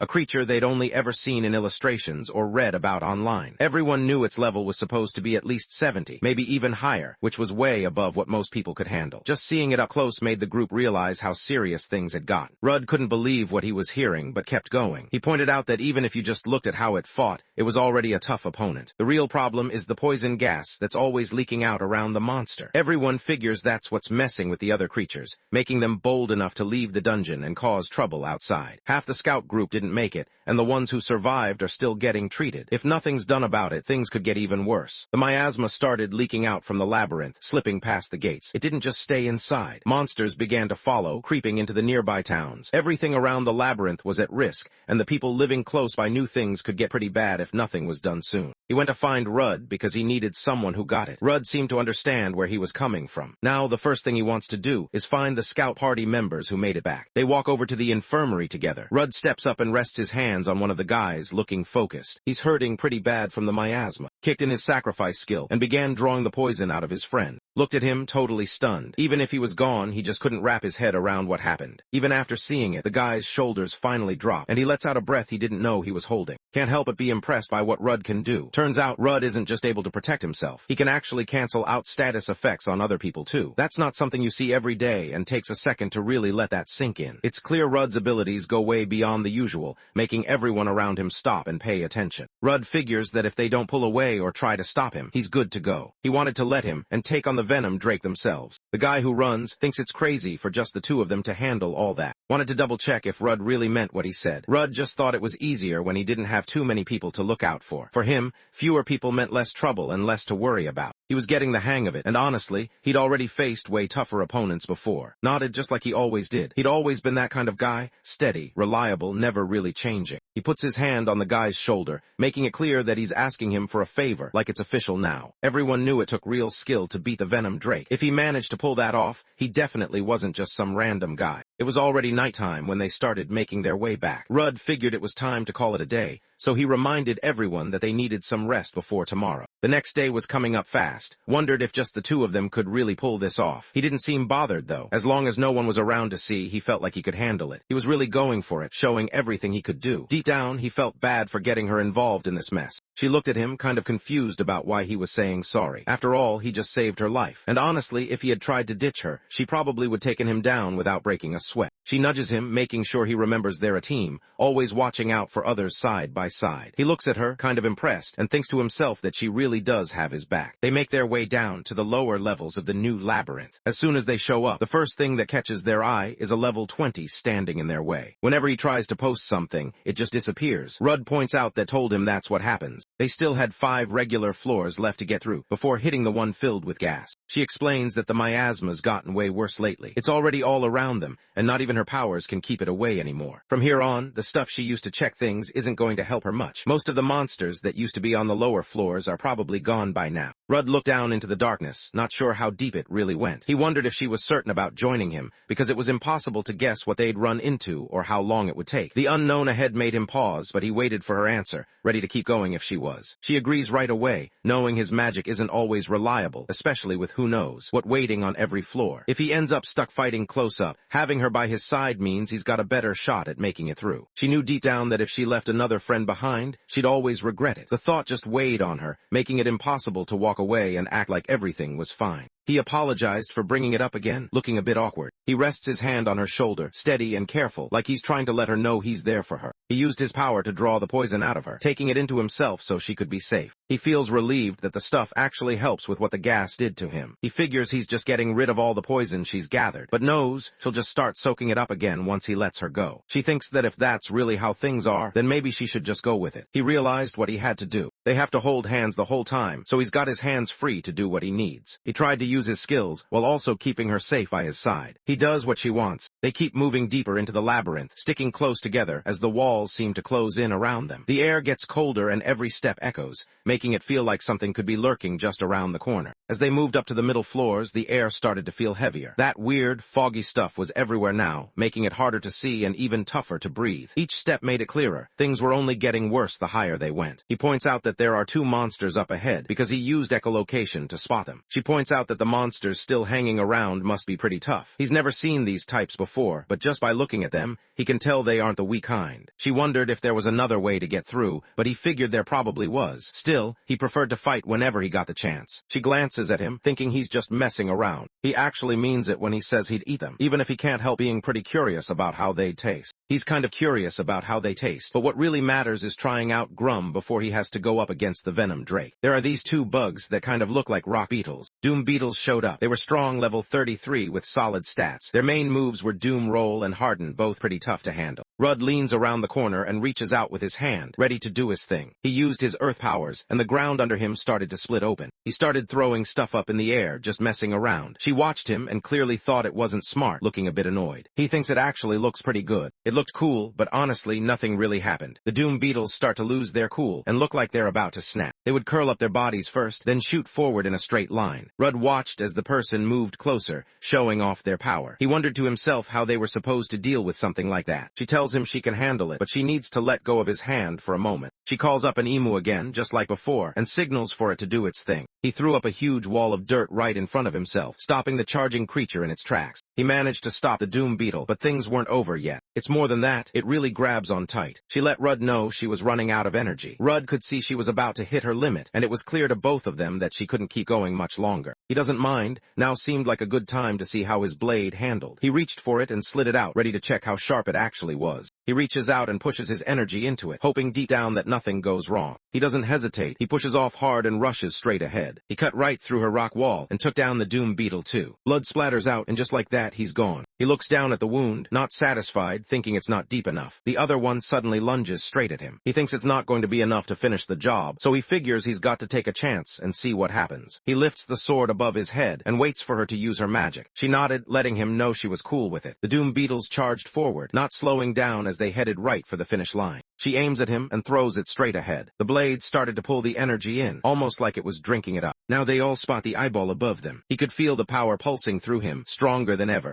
Mana slowly started to swirl around her. He increases the size of the blade, clearly satisfied. This was exactly what he wanted. He focuses on the Doom beetle right in front of him and starts chopping it into pieces. He keeps his eyes fixed on the Doom beetle's body, trying to process what just happened. He turns around and looks at the other guy. He steps forward and just goes for it, stabbing the thing right in front of him. He finished the job, knowing it was something he couldn't leave undone. She's got really solid control over her magic, and she just nods like it's no big deal. He goes ahead and uses sacrifice. He looks up, barely noticing her at first because he's so into what he's doing. He gestures for her to wait, wanting just a second to finish up. Mana doesn't really bring back the energy inside his body. She points out that he's about to eat the food, and he just nods like it's obvious. The food's already cut up, so he doesn't waste any time. He grabs one of the pieces and holds it over the flame, watching as it slowly burns away. He uses his fire magic and thinks the taste is kind of different from what he expected. She's curious about what it was like for him to control the curse. After taking in her magic, the blade turned out a lot tougher than before. It looked like Grimm would stay fine, even if he used up all his energy. He's on board with the idea, but there's something that keeps bugging him. The reports say the venom drake is huge, like way bigger than even the oldest, tallest trees out there. Just thinking about facing something that massive makes him uneasy. He's not sure if the sword stands a chance against someone this tough. When it came to pure strength, his old sword was just stronger than this one. He hears Grimm repeating the words, telling him to keep feeding it again and again. Rudd looked at the creature, wondering if it could handle monsters as well. The idea hung in his mind, making him think about what this thing was really capable of. It turns out it doesn't want anything else. All it cares about is making sure the is actually a good one. He tried to keep his distance, hoping the monsters wouldn't notice him. Every step he moved a little quieter, focusing on staying out of their sight and away from danger. Rudd digs around inside for a bit, searching with his hands, then finally pulls it out. He steps outside, looking relaxed and nods, agreeing without any hesitation. The creature curls its tiny tentacles around it before anything else happens. He picks up the sword and gets ready to use it. Rudd just laughs, clearly not taking things too seriously. He seems pretty confident, almost like he knows he's got the upper hand. While everyone else is tense, he's just standing there, totally relaxed, acting like this is all a game. He nods, satisfied, finally seeing things go the way he wanted. She looks at him, curious about how he managed to figure it out. He just gives her a look that says he's got it covered, like it was obvious all along. He realized the blade's voice was actually inside his mind. He figured it had to be coming from his own head. He felt a little annoyed when the guy said it was weaker than his old weapon. Now that he's got the hang of the weapon, he feels more confident moving forward. She points out that there's just one set of stairs left, leading up to the floor where they ran into the venom drake. Suddenly, a huge roar blasts through the air, making everyone freeze. The sound is so intense that it sends chills running down their backs. Suddenly, the ground starts rumbling and everything around them shakes. She glances around, confused, trying to figure out what just happened. Rudd looked up at the ceiling and noticed cracks starting to form. He could tell the place wasn't going to hold much longer, so he let everyone know they had to use earth magic to hold it up. She explains that if they can't get to the stairway, there's no way for them to leave. They're stuck, unable to reach the venom drake, so the only way forward is to fight their way through. She calls out her spirit, and it appears right beside her. The rain began to pour down, and they ended up racing right through it. Before the stairs get blocked off, she lets everyone know they need to hurry and get out of there. Rocks started tumbling down around them, bouncing off the ground and making a mess everywhere. They keep moving in, closing the distance bit by bit until they just barely make it. He glanced over at the staircase and noticed a faint green glow showing through the shadows. Lights shimmer as they fly straight through, with bits of debris trailing after them. They touched down, and he pointed out that she definitely noticed them. They barely made it there. She could tell she was drained, like most of her energy was gone. The floor was seriously dark, making it tough to see anything around. He's not too stressed about it, since he can spot heat signatures if he just scans the area and moves carefully. He notices something out of the corner of his eye, and as he turns his head, curiosity starts to creep in. The footsteps kept getting louder. He couldn't help but think about what might happen next. He figured the heat he was picking up had to be coming from the venom drake. They noticed the monster's level is 75, which is way higher than they expected. Its stats are way above anything they've seen before, and it's got loads of skills, way more than they're used to dealing with. Rudd points out that this thing isn't very quick, but its health is crazy high, over 500. She's also curious about what kind of skills it has. He warns them about the creature's venomous fangs and claws. The thing can see perfectly in the dark, so sneaking around isn't really an option. He could see clearly, even with barely any light around. Then, out of nowhere, it started roaring, loud enough to make anyone freeze. Rudd let her know it had tracked them down, and she wanted to know how tough it was. He explains that it doesn't really get hurt by fire, earth, or lightning. Things got darker after that. She mentioned she was going to try messing with the other elements, so he had to be ready for whatever came next. He moves in front of her, ready to protect her. Without hesitation, he agrees to help. Suddenly, a loud howl breaks the silence, making the air tense. He reminds her to stay alert, knowing things could get dangerous fast. Rudd knows he has to hang back for now. He watches closely, trying to figure out how this thing moves and attacks before he makes his next move. He isn't sure how much longer can handle being stuck in this heavy fog. He knows he needs to bring it down fast, no hesitation. He spots a bright light shining through the fog, and suddenly the venom drake bursts upward. A beam shot right at him. He needed to burn some charge to dodge out of the way. The heat from the blast hits the pillars in the walls, making them start to melt. Didn't expect that at all,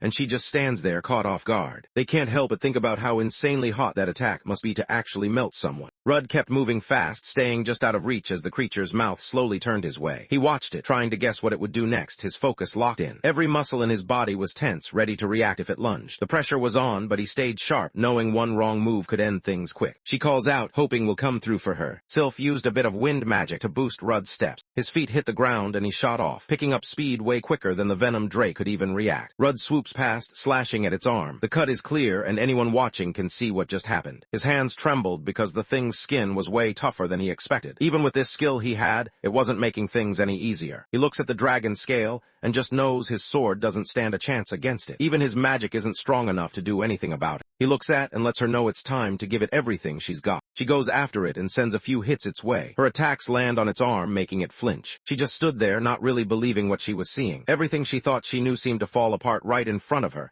and all she could do was stare, stuck in that moment. She only managed to leave a few scratches on him with her spirit magic. The creature slowly lifts its tail. They both catch on to what's happening. The creature suddenly launched a bunch of quills right at them. She holds up her shield, blocking the attacks as they come flying at her. Rudd steps in and puts up Harden, bracing himself. This move isn't just for show, it actually has some real defense behind it. The monster's defense looked solid, but what really threw them off was how it could hit from a distance in all sorts of ways. The guys started thinking about how on earth they were supposed to take it down. She signals to Rudd, hoping he can stall things for a bit while she gets ready to pull off one of her old tricks. He sees her stats dropping fast and knows he has to act before things get worse. Without hesitating, he nods, ready to take on the challenge. Turns out the venom Drake is pretty smart too. It picks up on what's happening right away. When she brought all her elements together, it got ready to strike right above her. Rudd relies on what he's learned from real life, using common sense and street smarts to handle the situation. He reached underneath and gave it a shove upward. He jumps high, landing right above its head, ready to make his next move. He swings down, his blade slicing right onto the creature's nose. He slammed its head straight into the floor, making the attack crash and stop right there. She decided to trust Rudd and dropped her guard, putting everything she had left into this one attack. She starts calling out all her spirits, getting ready for whatever comes next. The first guy, Salam, steps up. Rudd fumbled with his silk, trying to wrap things up before anything else could happen. But just as he focused on his task, she was already calling in the next challenge. After that, it was Turn, then stepped up and went last. All 5 spirits had shown up now. The venom Drake arrives just as everything has already happened, unable to do anything to change what went down. It knows it has to face her. It taps into the secrets of the dark to call these lambs out. The attacks came flying straight at her. Rudd catches it easily with Grum. She points out that the thing was finally set up. He got the heads up that it was good to go and that he should step back. Rudd jumps back, quick on his feet, putting some distance between himself and whatever's in front of him. She starts yelling right as the attack comes at her, her voice cutting through the chaos. People called it the harmony of the 5 spirits. The venom Drake's throat begins to swell, muscles tightening as if something dangerous is about to happen. But what happened next wasn't shown. Instead, the scene jumped straight to the giant. There was an explosion. She remembers how back in the day, things like this happened sometimes. Back then, everyone thought it would all be done with a single hit. Now, looking at it, the thing's just badly hurt and still going. Rudd knew he was about to lose. Not ready to give up, he went for his move, hoping it might turn things around. She gave it her all, putting everything on the line. In the end, everyone could tell she did an awesome job. They finally saw the monster more clearly. It turns out things are actually a lot worse than they first seemed. Nodded at Rudd, grateful that he'd stepped in with that risky move. She looked tired, almost drained after pushing herself so hard with that last attack. There wasn't much energy left in her, but Rudd just told her to go with what she still had. She knows she's got to look out for herself, trusting that he'll handle whatever comes next. She reminds him to watch out, but he just gives his usual confident nod, like he's got everything under control. Naturally, he's a little on edge. The venom Drake was just that powerful. The howling kicks in again. He pauses for a second and breathes in slowly, steadying himself before heading out. He comes back heart-pounding, barely able to catch his breath. Fear is written all over his face, and it's obvious something really freaked him out. The venom Drake gets caught by surprise. He gets caught off guard for a second, then slams his foot down hard on the ground. He locked eyes on the target and took off straight for it. The venom Drake drops down to face him. Rudd steps aside just in time, avoiding the attack. He figures the darkness magic that just got absorbed must have a lot of essence packed inside. He can tell his power is building up inside him, stronger than usual. He rushes forward and smashes into the creature, knocking off a few of its scales and slicing its arm. He notices it's a lot easier to cut now, since some of the scales have fallen off. He sits under the tree, still hacking at it, not really caring about much else right now. He notices the blade isn't working as well as it used to. It's losing its edge pretty fast, and he can tell it won't last much longer if things keep going this way. He starts to think that maybe the corruption Grimm took in before is starting to seep out somehow. The venom dragon knows it can't just hang around doing nothing. If it isn't stopped soon, it'll get torn up just like before. Then it lets out this wild howl and suddenly uses a move called Noxious Pulses. He tries to reassure everyone that it's not going to poison them, but the impact is already spreading through the group. The blast was strong enough to knock stuff back. After that, it went for its quill. The attack came fast, and he knew right away he wasn't quick enough to dodge what was coming next. He does his usual moves and uses his charge skill to dodge the attacks. The venom dragon isn't just any enemy, though it's actually pretty tough. Dragon saw this coming, so it's already swinging its claws right at Rudd. He takes the hit head-on, using Harden to toughen up and barely flinching. He gets hit so hard that he crashes right into the wall. He wonders if it actually figured out how far he moved during his last charge. He thinks it's pretty normal, since dragons are super smart creatures. Suddenly yells his name, her voice cutting through the noise. Rudd thought to himself that nothing had really changed since those days. He'd been close to dying like this once before, back when he went up against the Minotaur. But this time, things were different. This time, things feel different. When he places his hand on the ground, something's off, and he can tell right away. He taps into what he's learned from the ground beneath him and pushes off, sending himself forward. He stands up, thinking about how much he's changed since his old adventuring days. Back then, he used to jump into danger without a second thought, but now things feel different. He knows he's not the guy he used to be. The thing was right above him now. The creature gets ready to shoot out a beam of fire. Rudd recognized the dragon's breath attack coming his way. He reached out his hand, ready to face it head-on, not backing down even though the danger was real. He knows he could dodge by weaving some silk, but in this moment, just dodging wouldn't really help him out. That could end up making everything harder. He tries to convince people that he's actually a decent guy. He waits for the recoil, ready to use the force to close in on his opponent. This is his chance to turn things around and catch the other guy off guard. He loses his grip and gets launched off, shooting straight toward the ground like he's just been tossed by some giant invisible hand. The dragon let out a blast of fire. He quickly brought up his arm, bracing himself for the heat. He grabs his sword and begins slicing through it. He knows he can't handle the heat. The heat was intense, but what mattered most was what was inside. If his resistance to fire could hold up against that burning temperature,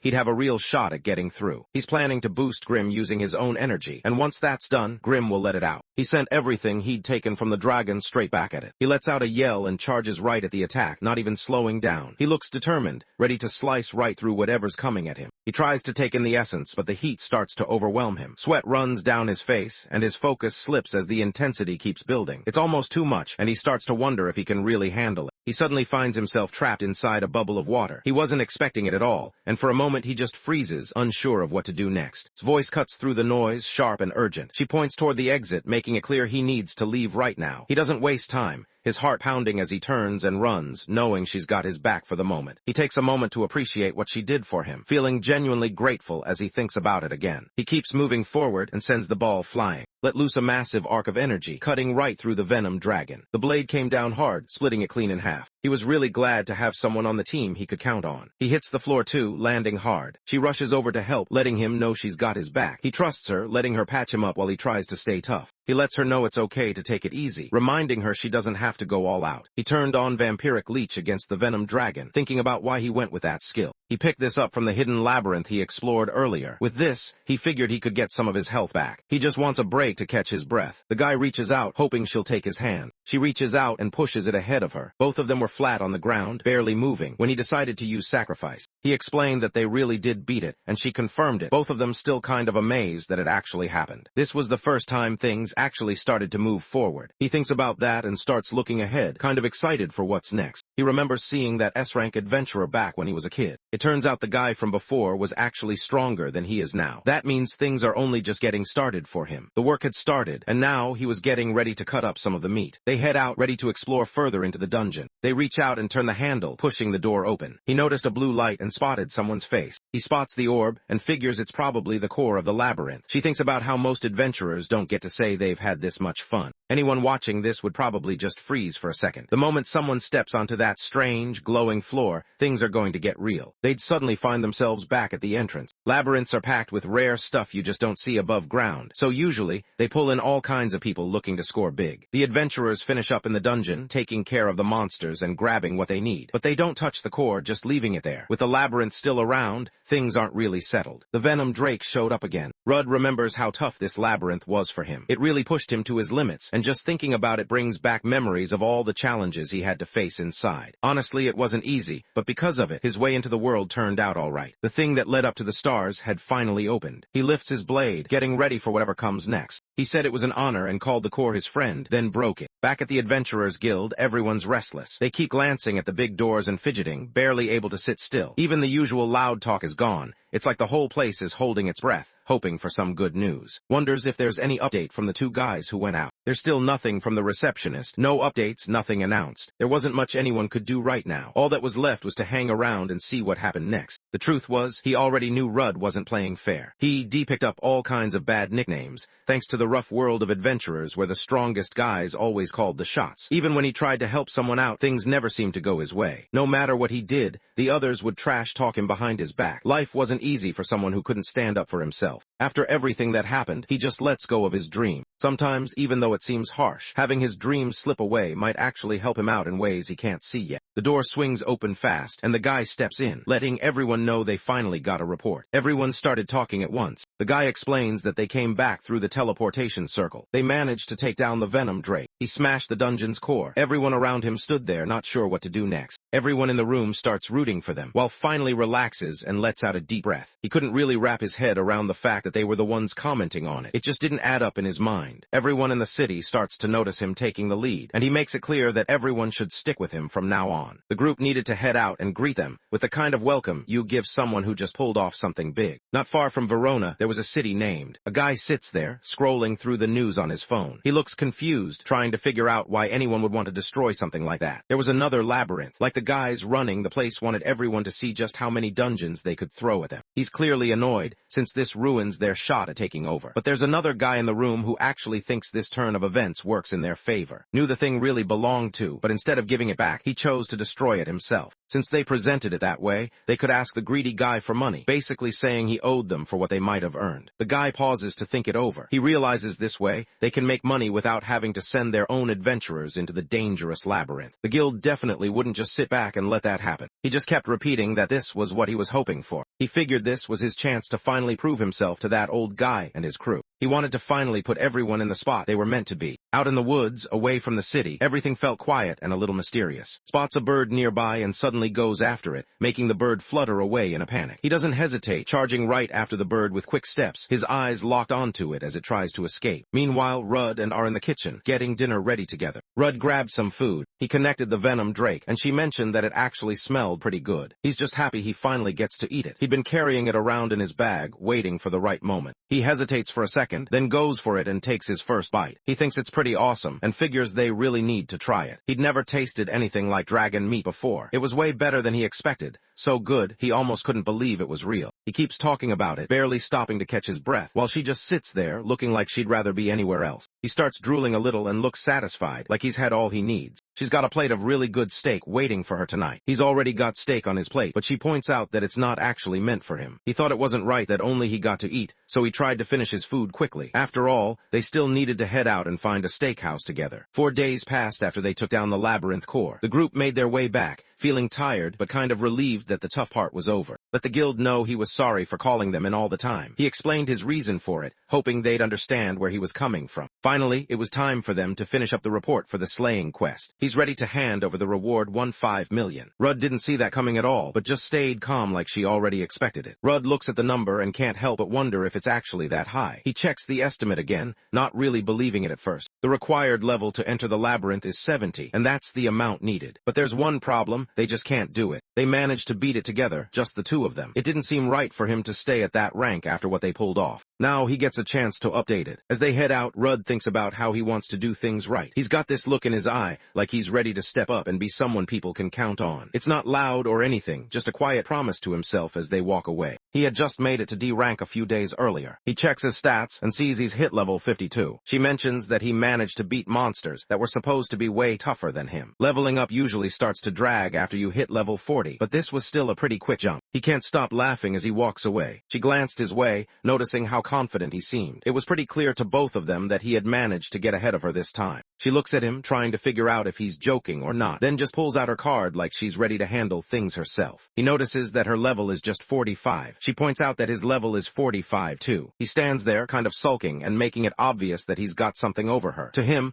the whole situation just feels weird. Even though her level is higher, it's obvious she's just on another level when it comes to fighting. She just nods like it's obvious. For her, level is basically just a number, nothing special. Real fighting skills come from how much someone's trained and what they've been through. Rudd glances over when he notices everyone staring nervously at the door. That big guy from earlier is walking in, and you can tell people aren't too happy to see him. He notices Rudd and realizes he's seen him before gathering supplies. Rudd looks at the guy and doesn't recognize him at all. He figures the guy probably isn't anyone important. The guy points out that the adventurers around here don't even notice when the Lord from a nearby city shows up. Rudd thinks he's supposed to be the Lord of. The guy figured that's probably why he decided to wreck the new dungeon, thinking it was his right to do so. Rudd remembered that the place used to belong to both of them, so he wondered if maybe he was getting it wrong. The guy explains how the place is right on the edge of Verona, but the people from Verona saw something strange going on and used that as an excuse to keep others out. He even let monsters take over the surface, which made everything way more dangerous and started wrecking things everywhere. They couldn't help but think about all the money they could have made if things had gone differently, and how much damage the monsters left behind on their land. He's thinking about everything they lost and really wants to know how the guy plans to make up for it. Steps forward, keeping calm but standing her ground. She tries to be polite, but it's clear she's not backing down. This kind of talk was really something the guild leaders should handle. Remembered that hadn't dealt with the monsters in his area, so some of her own adventurers had to step in and help out. He remembered how nobody stepped up when things got tough, and now the guy was hanging around, hoping someone would help him out. It was kind of awkward, seeing him act all desperate. The guy starts to get really mad, and Rudd could tell she had the calm confidence that only S-rank adventurers had. She wasn't just strong in a fight, she knew how to handle herself in an argument too, and could hold her own just as easily with words. The guy from Fatty's office let everyone know the rumors were actually real. Turns out the legendary of Misty Green is actually part of Verona's guild now, working right under their roof. He figures is probably right for her, especially after what happened with the curse from the abyssal labyrinth. Rudd spots the guy and instantly remembers seeing him before. He's almost certain that this is the guild master from the branch. The guy points out that she's just a regular adventurer now, nowhere near as important as she used to be. She knew she wasn't allowed to talk to him like that anymore. So basically, she's the only one left. She was part of the losing team, and honestly, she should have been defeated just like the rest. By now, she ought to realize where she stands. He grabbed his phone and dialed her number. As soon as she picked up, he launched into harsh words, throwing insults her way. She gets really mad and lets all her magic power burst out. The guy can't figure out how she's beating him so easily. He looks at her, surprised and confused, trying to understand how she's suddenly way stronger than him. No way. Her level was supposed to be in the 40s. Raises his voice, letting everyone know he's had it. She realizes she's gone too far and quickly stops using her magic. He lays down the rule that nobody in the guild is allowed to fight or mess with each other. Then, he calls over the Lord and the guild master, wanting to talk to them directly. The man walked up to and told him he should keep his dogs under control. Rudd looked around at the guys causing trouble, trying to figure out what their problem was. He watched them mess around, thinking about why they always had to act up and bother everyone else. Rudd couldn't help but wonder what was going on with them this time. A guy walks up too. Rudd looks at her, trying to figure out if she recognizes him. He starts to wonder if she's the person who actually remembers him, or if he's just imagining things. It's some kind of meet and greet day, but she still goes because the guy's name is. Rudd can't help but grin when she recognizes him. He's curious though,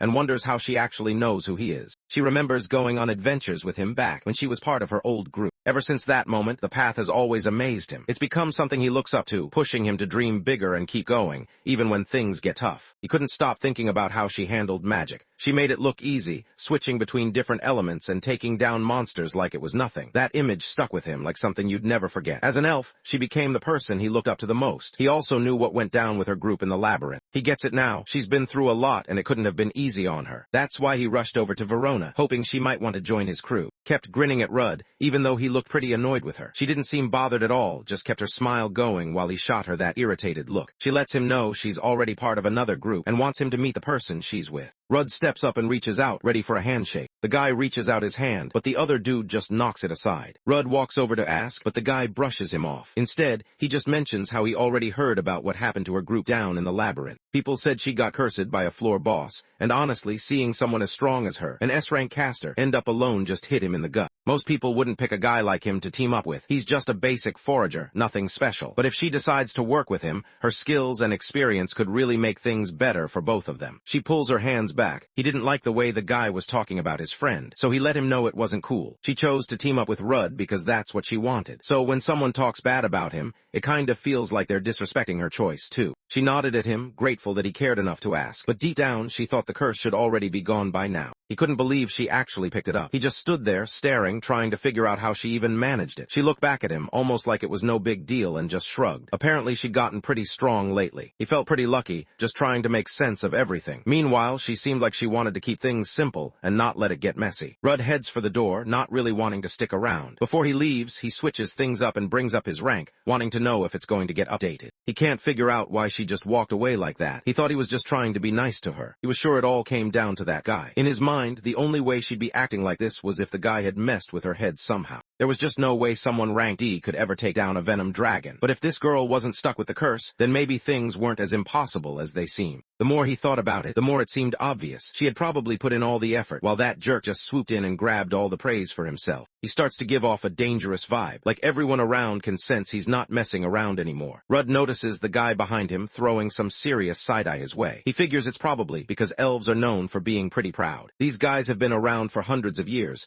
so it's pretty normal that some of them don't like to change. Rudd glances down at her, catching her eye as she wonders why he's looking. He let her know that she was an elf just like him. He started to wonder if she was also stubborn like the rest of their kind. She just brushed it off and made it clear that she wasn't like that at all. She's probably the chillest and most easygoing elf anyone could meet. She always listens, never judges, and just gets where people are coming from. Still, she knows her worth and doesn't let anyone walk all over her. The receptionist greets them and lets them know she's already up to speed on what's going on, thanks to the guild master. Honestly, even the doctor could tell things weren't normal here. Now that he's a B rank, things have definitely changed for him. Both of them start to get hyped, but the outcome is kind of small. The receptionist explained that clearing the labyrinth turned out to be a pretty tough quest. Because the adventurers he helped out in the village spread the word, everyone knew he'd taken down Slain. Now his achievements list had another name on it. He couldn't stop smiling. Finally, he'd made it to B rank. A familiar voice comes through, letting him know it's finally okay to show how happy he is. Everyone in town appreciates him, so he gets even more support. He spots the mage and the chubby guy and can't help but feel glad they're around. Even though he doesn't really get why, just seeing them puts him in a better mood. Reminds him not to get too comfortable. She wants to make sure he remembers what he's working toward and keeps his eyes on the goal he set from the start. He just nodded, totally sure of himself, like he'd been expecting that question all along. She ignores him, so he ends up smacking himself in the face. He knows he's still got a lot to work on before he reaches his goal. He starts talking, looking a bit frustrated, and admits that this is hard for him. Most people just had to put up with rules that seemed over the top. A person's rank decided what they could learn, which dungeons they were allowed into, and pretty much set the limits for everything. These rules weren't just there for show. They were supposed to keep everyone safe and figure out where people stood in the world. He watches as someone gets promoted,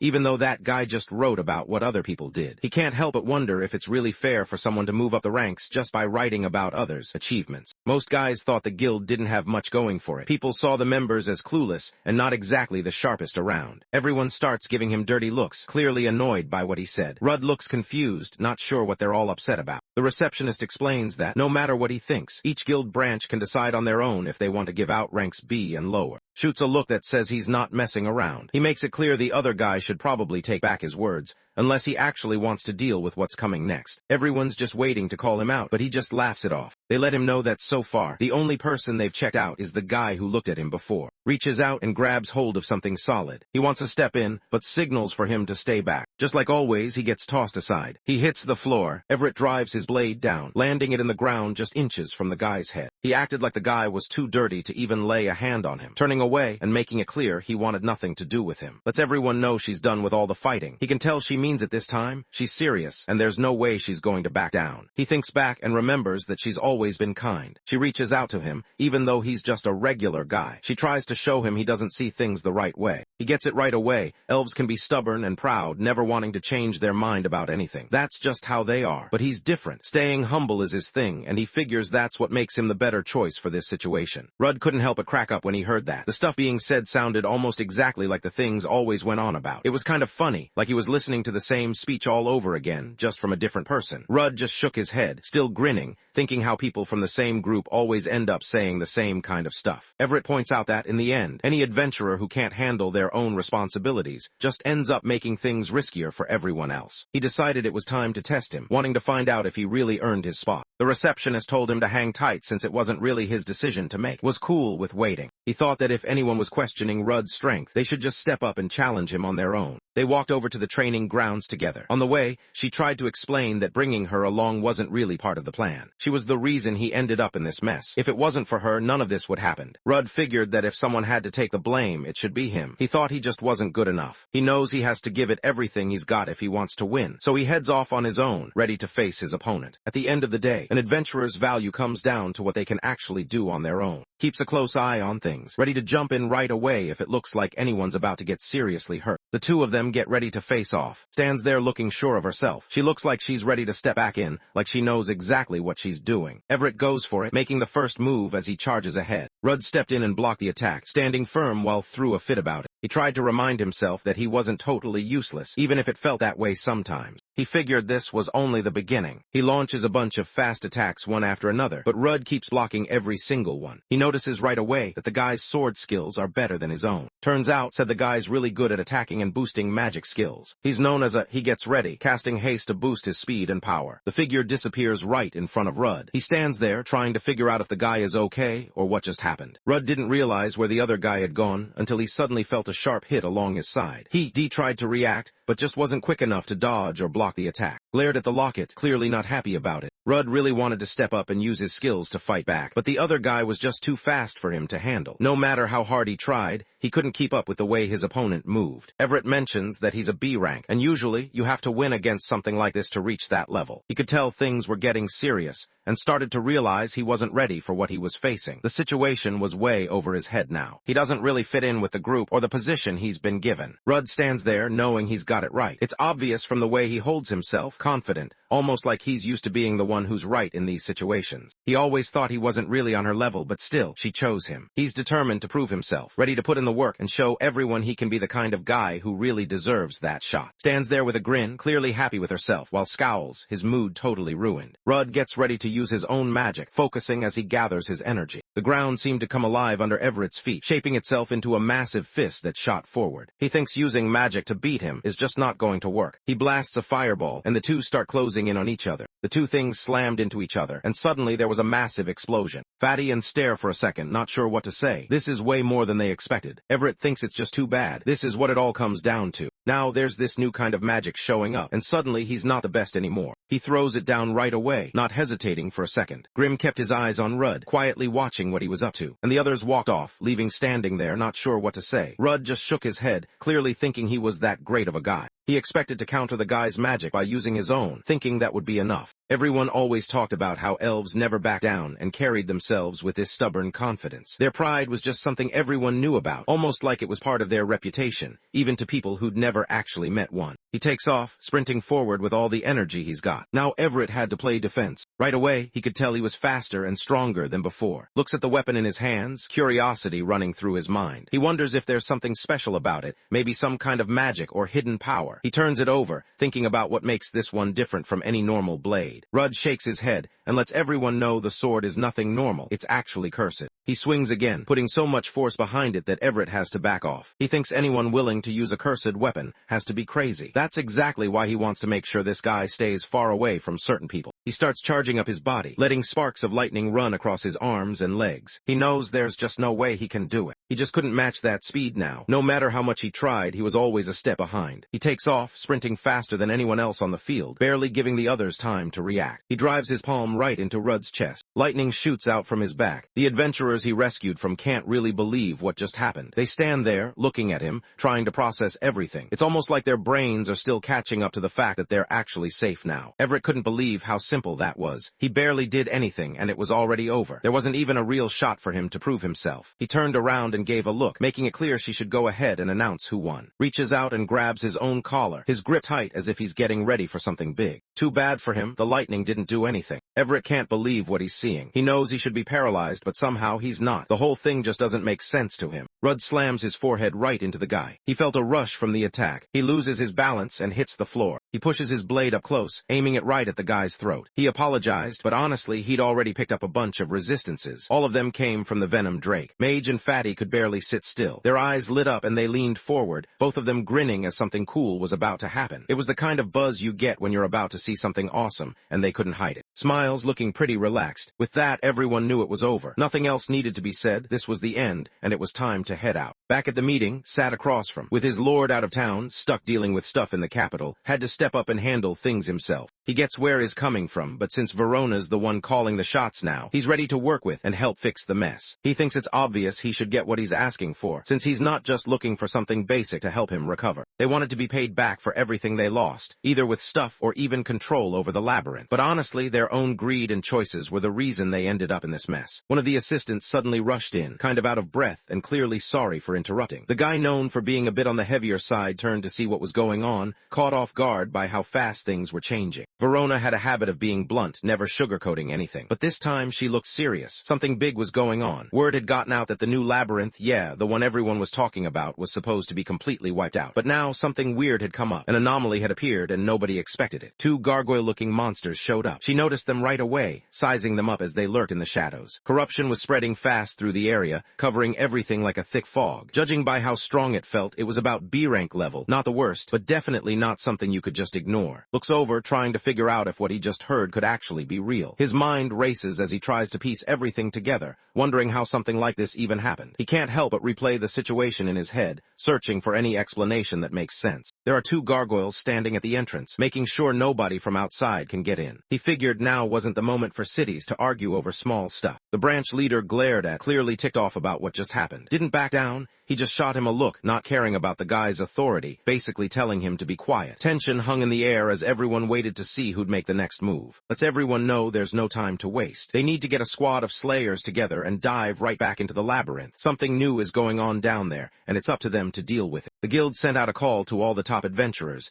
making sure everyone who was ranked B or higher got the message. They also reached out to, not wanting to leave him out of whatever was coming next. Everyone's gathered in the office now. He goes over what's been happening, making sure everyone's caught up on the situation. The group started getting ready to head straight into the labyrinth, even though everyone knew it was currently going through a dungeon rebirth. They didn't waste any time, just grabbing their gear and preparing for whatever was waiting inside. Rudd looked at curious about what was happening, explained that sometimes dungeons can actually change and grow on their own, kind of like leveling up in a game. She knew it only happened when something specific set it off, and honestly it was so rare that even she hadn't come across it much herself. This was the first time she'd seen a labyrinth get completely wiped out and still trigger something like this. Usually that just didn't happen. What really threw her off was how much corruption was in the air. For a B-rank situation, it just didn't make sense. According to Rudd, most of the people here were B-rankers too, which only made things weirder. They had on their side who was ranked A with him around. Things seemed like they'd be okay. Nobody seemed shocked by his reaction. After all, he'd only just climbed out of D rank, so he didn't really get how serious things were yet. Rudd couldn't help but notice how much trash was being talked, especially from someone who just lost. He pointed out that a B rank level of corruption wasn't something to brush off. It usually meant the real danger could be even higher, maybe even A or S rank. Had heard some talk that the labyrinth was changing, kind of like how a caterpillar turns into a butterfly. As soon as it breaks out of its shell, corruption is going to spread everywhere. The lands around and could get hit hard, and things might go downhill fast for those cities. Rudd thinks back to his home village. Memories of the place come to him, quiet streets, familiar faces, and the simple life he once knew. Tries to reassure him, hoping he doesn't get too stressed about it. Dungeon rebirth doesn't happen often, and there's a lot about it that nobody really understands yet. Still, they managed to spot it before things got out of hand, which was lucky for them. If they move fast, this might turn out to be nothing serious. Since he's already been in the dungeon and cleared it before, they figure he's the right one to lead the next exploration. Smiles, her face lighting up with a quiet happiness. They head back to the dungeon, ready for whatever comes next, feeling pretty good about themselves. He walked in and saw the two gargoyles waiting for him. Everyone has their eyes on them. Rudd focused for a second. Suddenly, everything around him seemed clearer, like he could notice details he hadn't seen before. The screen shows their level 50, with stats that look solid but nothing too crazy. Scrolling through their skills, there's actually some pretty cool ones in the list. He lets her know that these are tougher to deal with than the Doom Beetles. He steps forward and takes action before anyone else does. Right away, the thing moves and faces him. The creatures lift off the ground and head straight for the group. The creature lets out a strange breath that spreads through the air. Quickly calls out, putting her in front to block the attack. While she's blocking one attack, the other enemy is already moving in, ready to strike again. Most adventurers think that's actually pretty decent. But then another gargoyle swoops in, heading straight for them. He moved in fast, ready to finish things off before anyone could even start filming. Throws a punch straight at its head. The object dropped down and slammed right into the floor. He thinks it's way too loud to be just a regular fly buzzing around. The other gargoyle, the one getting ready to spit out that breath attack, starts moving closer. The guy from Branch just smirked. He swung his weapon fast and took the creature's head off right away. Both branch leaders handle the obstacles without any trouble. Rudd notices just how strong they are, nudges the group to pick up the pace, making it clear they need to move faster. As everyone walks by, nobody really pays much attention to them. Rudd looks at the food and thinks he might want to try this one as well. He destroys it, using what he's learned from all the times he's been burned before. The branch leader of looked over, clearly confused about what just happened. Rudd explained that the creature could heal itself, so he double-checked to make sure it was really gone. Rudd could tell the guy was annoyed, but honestly he just wanted to eat. He was finally inside the labyrinth. Everything around him looked confusing, with twisting paths and walls that seemed way too high to climb. The air felt heavy, and every step echoed a bit too loudly. He could tell this wasn't going to be easy, but he pushed forward, trying to stay focused and not let his nerves get the best of him. Rudd notices that the halls aren't full of toxic acid like they used to be. Maybe things are a little safer now, or at least not as dangerous as before. The dungeon still looked pretty much the same,